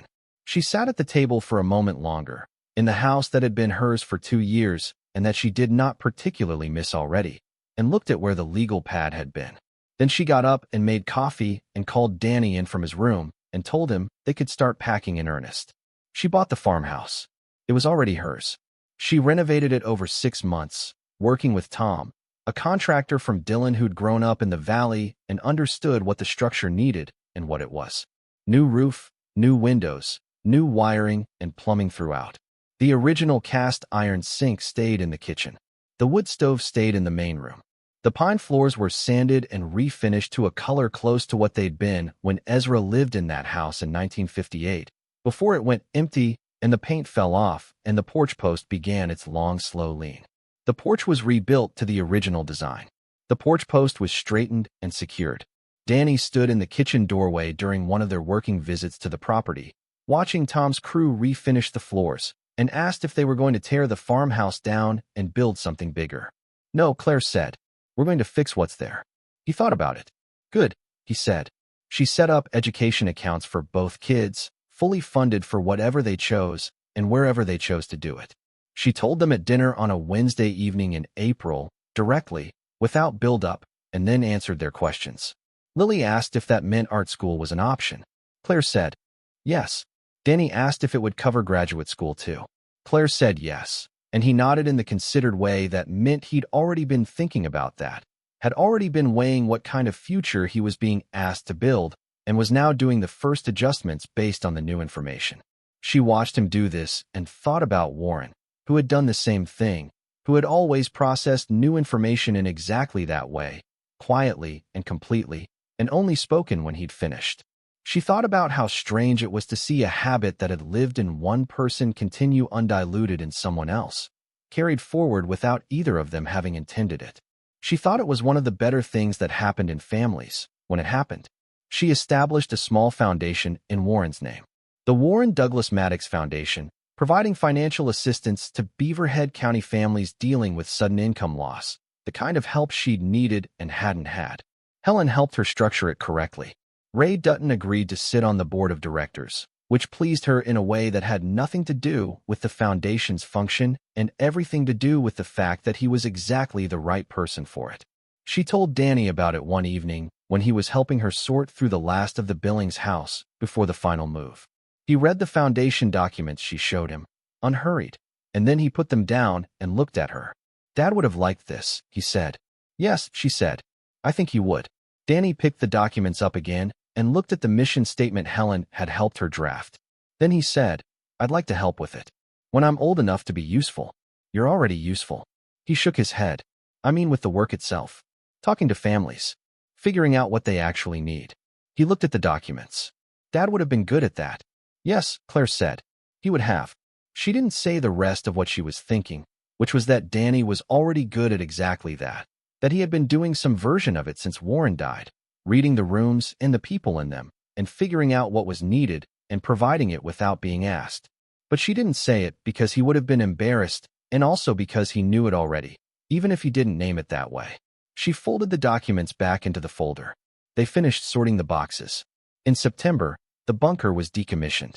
Naomi had used that word for the formal process of removing and cataloging the contents, and Claire had adopted it because it was accurate and because it didn't carry weight it didn't need to carry.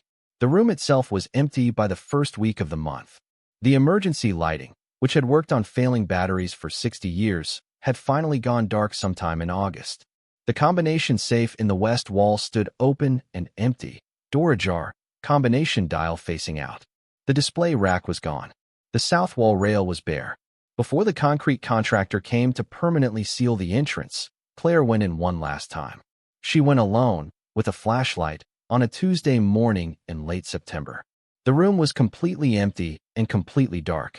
She stood at the edge of the entrance corridor and swept the flashlight beam in the slow arc she'd made on the first day, the same arc she'd made with her phone light on a November morning a year earlier, when the amber emergency lights had first come on and shown her the full shape of what Ezra had built. The shelving was still there, the uprights bolted to floor and ceiling, the brackets empty now, the structure of the containment without the things it had contained. The display rack frame was still there, the wooden uprights, the glass removed by Naomi's team during the cataloging process. The south wall rail was still there, the brackets at their even intervals, nothing hanging from them. The filing cabinets were gone. The combination safe in the west wall stood open, door ajar, its combination dial facing out, the interior visible and empty in the flashlight beam. She walked to the center of the room and stood. She thought about what the room had looked like full. The amber light, low and warm from the corner strips, filling the space from the edges inward. The columns of wooden crates, 6 high, the hardwood dry and precise. The coin trays under glass with Ezra's label cards in their small velvet pockets. The 14 covered shapes on the south wall, canvas tied with cord at intervals along the rail. The filing cabinets with their 30 years of documentation, the ledger in the bottom drawer with the totals circled twice in the last month of Ezra's life. She thought about Lily in that light. The sound she'd made, not quite a word, standing at the entrance corridor with the amber filling the room around her for the first time.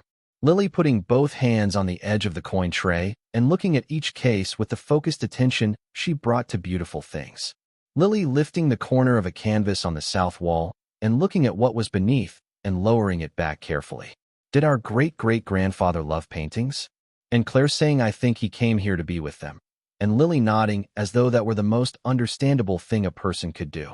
She thought about Danny. His 5 seconds of complete stillness when the light came on and the room was first fully visible. The way he picked up the gold bar two-handed and his arms went lower than he expected, and he said it's heavy. The uncomplicated accuracy of that. She thought about Danny at the conference room table in Missoula reading the foundation documents and saying Dad would have been good at that. She thought about Warren and she let herself do it fully, the way she rarely allowed in ordinary hours because there was always something else that needed her attention and grief, if given open access, could occupy more space than anything else. She let herself think about him at 42, in the parking lot of the distribution center, on a Thursday in August when the kids had already left for school and she was still at home and didn't know yet that anything was different from any other Thursday. She let herself think about the notebook in the glove box and the last entry and the prescription she'd never picked up. She let herself think about the letter that had sat in Hayes's file room for 30 years with Warren's name on the front. She thought about what it would have been like if he'd known. If he'd driven to Helena at 19 and picked up the envelope and stood in this room as a young man and read his grandfather's careful accounting of what was here and why. If they'd met already knowing this was part of what he had to offer, part of what their life together would be built on. She let herself imagine that version for a while. She gave it the full attention it asked for. Then she let it go. Because Warren had trusted her with everything he had, including this land he didn't know was anything, and she had found the room, and she had seen it through. The chain had held. That was enough. That was everything that was available, and it was more than she'd had a year ago, and she was going to hold it and be grateful for it rather than grieve what it wasn't.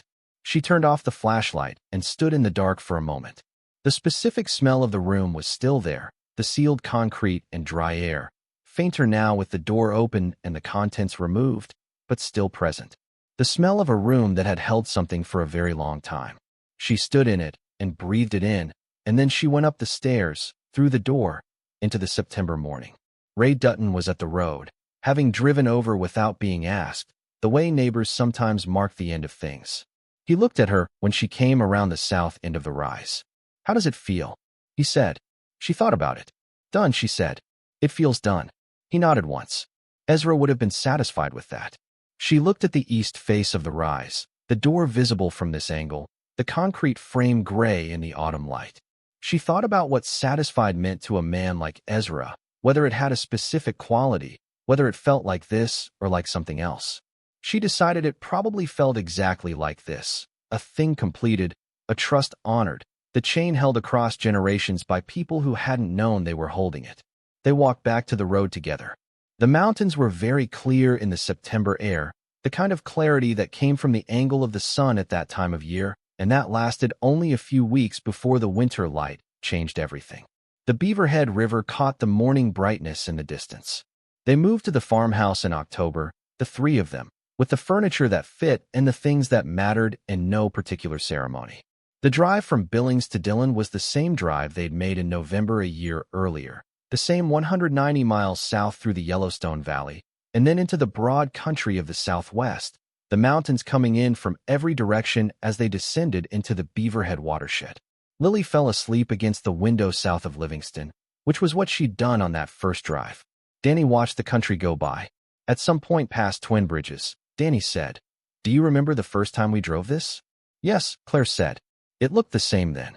Most of it hasn't changed much." He was quiet for a while. Then, "It's weird that it looks the same." She understood what he meant. The landscape was identical, the same mountains in the same positions, the same sage going wide in the same direction, the same river catching the same afternoon light. And the people in the car were fundamentally different from the people who had driven this road 11 months earlier, changed in ways that didn't show from the outside, but were present in every small decision and every ordinary conversation. The country didn't know about any of that. The country was itself, indifferent in the specific way that large things were indifferent, not hostile, just older than any of this. The house smelled of new paint and old pine, and the particular clean smell of a space that had been given reason to be lived in again after decades of emptiness. Lily walked through it the first afternoon and claimed her room and arranged her things, and was home within an hour in the way that Lily was home wherever she decided she was. Danny stood at the kitchen window for a while looking north at the mountains, and then said, "This is good," which was what he said when something had settled correctly. Claire cooked dinner on the cast iron stove that evening, which had been cleaned and serviced and worked perfectly in wood, she suspected, worked perfectly for another 50 years. She made soup because she had the ingredients, and it was the right kind of evening for it. They ate at the kitchen table with the mountains going dark outside the window and the porch light on and the sound of the wind in the newly sealed windows, which was different from the old sound, present but controlled, the house managing the weather rather than submitting to it. Danny enrolled in school in Dillon in January, and by February he was talking about the agricultural science program with the focus of someone who had found something he hadn't expected and was taking it seriously. He came home from school some evenings talking through what he'd learned with the kind of clarity that made the listener feel the subject was worth attending to, which was something he'd had his whole life, and which had come from Warren, who'd had it too. Lily made a best friend named Rosa within 3 weeks of starting at the elementary school, a girl from a ranch 4 miles out who shared Lily's directness, and from that point forward Claire drove those 4 miles in both directions. More times than she could count, and did not mind it. The foundation held its first grant cycle in the spring. Ray Dutton sat at the table in the community center in Dillon and listened to applications with the patience and the knowledge of someone who had been in this valley his whole life and understood what need looked like in its local specific forms. Helen had helped them establish clear criteria. The first grants went to 4 families. Small amounts, direct and uncomplicated, the kind of help that changed the math on a bad month without requiring anything in return. One of the 4 families was a woman in her early 40s whose husband had died unexpectedly the previous fall, leaving her with 2 young children and a mortgage and the particular kind of financial exposure that people didn't see coming until it was already on top of them. Claire had not specifically sought out a situation that mirrored her own. It had simply arrived in the application pool, as things did when you created a structure for need to find its way to help. She read the application in the evening at the kitchen table, and then put it down and looked out the window at the mountains for a while. Ray Dutton called the next morning. He said he'd read the same file and wanted to check in about the grant amount, whether they should offer more than the standard. Claire said yes, offer more. Whatever makes the difference in the next 6 months. He said he'd take care of it. When she told Danny about the first round of grants, he asked questions about the process, how applications were reviewed, what the criteria were, whether families could apply more than once. He was 15 now, and the questions had the specific gravity of someone who was thinking about how something worked rather than just that it existed. She answered each one and then handed him the guidelines document and said, "Read this and tell me what you change." He took it to his room and came back an hour later with 2 pages of notes in his handwriting, which she read carefully and incorporated 2 of into the next cycle's criteria. In the spring, when the creek was running and the meadowlarks were back on the fence posts, Claire walked the full perimeter of the land for the first time with specific attention, not assessing it as she had that first November afternoon, but simply being in it. She walked from the road to the creek, and along the creek to the south fence, and along the fence east, and then north to the rise, and around it, and back to the farmhouse. 43 acres. Not large by Montana standards. Modest by any measure. Dry grass and sage and a seasonal creek and a farmhouse with a level floor and a cast iron sink and mountains in every direction. She walked slowly. There was no particular reason to hurry. The meadowlarks were doing what they did in April, working the fence posts in the sage and the grass, and she stopped twice to watch them without any agenda about watching them. One of the things she had noticed, since moving to the property in October, was that she stopped more. She stood at the kitchen window in the morning longer than she used to, watching the light come across the property from the east. She sat on the porch in the evenings in a way she hadn't sat anywhere in years, without something she was supposed to be doing. It was not a dramatic change. It was the change of a person no longer running out of something. At the rise, she stopped and looked at the sealed door on the east face. The concrete contractor had done good work, the entrance sealed permanently, the concrete face to match the surrounding material so that in a year or two the patch would be nearly invisible. She hadn't needed to look at the door to know it was there, but she always looked when she passed, which she did more often than any particular task required. She thought about Ezra building this door in the summer of 1962. She thought about the two men he'd hired, their names never recorded anywhere she'd found, who'd done the concrete work and the framing and the ventilation and then gone to Oregon and kept their word about not talking. She thought about what it had cost to build something like this in 1962 in this location, the material hauled 12 miles over gravel road, the labor, the planning that must have preceded all of it. The conviction required to undertake that project on a piece of land everyone else in the family had filed under nothing. She thought about Ezra as a young man, in his 40s, having grown up in the Depression and come through the oil fields and made himself into something and built a room in a Montana hillside because he believed the things he was filling it with were real and the rest of the world was approximation. The stubbornness of that, the loneliness of that, probably, being certain about something no one else could see. She thought about how long he'd been right and whether being right for 60 years made it less lonely. She turned from the door and walked north along the rise toward the farmhouse, which was visible from here, the porch straight and level, the windows catching the morning light. Danny's truck was in the drive. He was home on a Saturday, working on something in the barn that he'd made into a project, the particulars of which she'd chosen not to ask about on the theory that he'd tell her when he was ready. Lily was inside. Rosa was coming over at noon. The sound of their combined presence in any room was a specific sound Claire had come to depend on in the way you depended on things that made ordinary days feel like what they were, which was enough.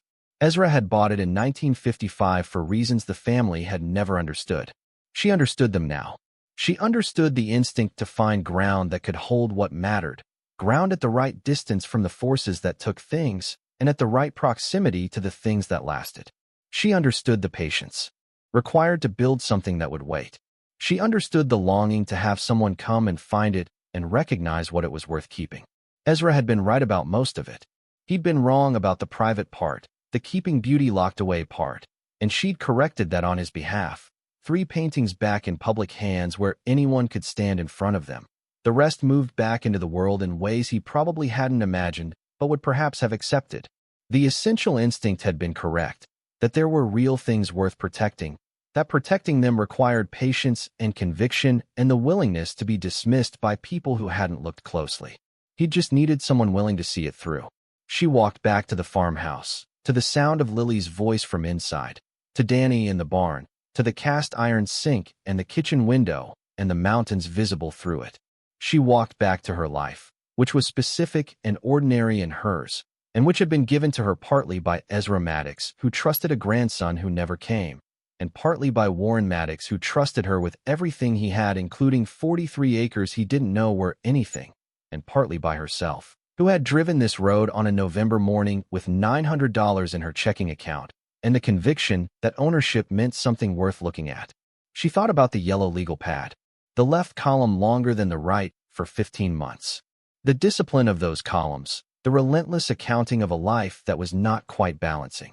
She had torn the legal pad in half in March and put it in the recycling bin and had not replaced it, because she didn't need columns anymore, and because she had learned, in the months since, that the accounts she needed to keep were not the ones that fit on paper. The mountains were exactly themselves. The sage moved in the wind. The meadowlark sat on the fence posts and held their ground, singing the song they'd been singing in this valley since long before anyone had a deed to any of it. Some things are worth the trouble of keeping. She had not let them take it from her. She held that quietly, in the ordinary flow of days, which is the only way anything real is ever truly kept.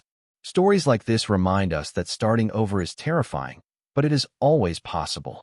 If you or someone you love is facing a total reset right now, whether from a divorce, a loss, or a financial disaster, you need a plan.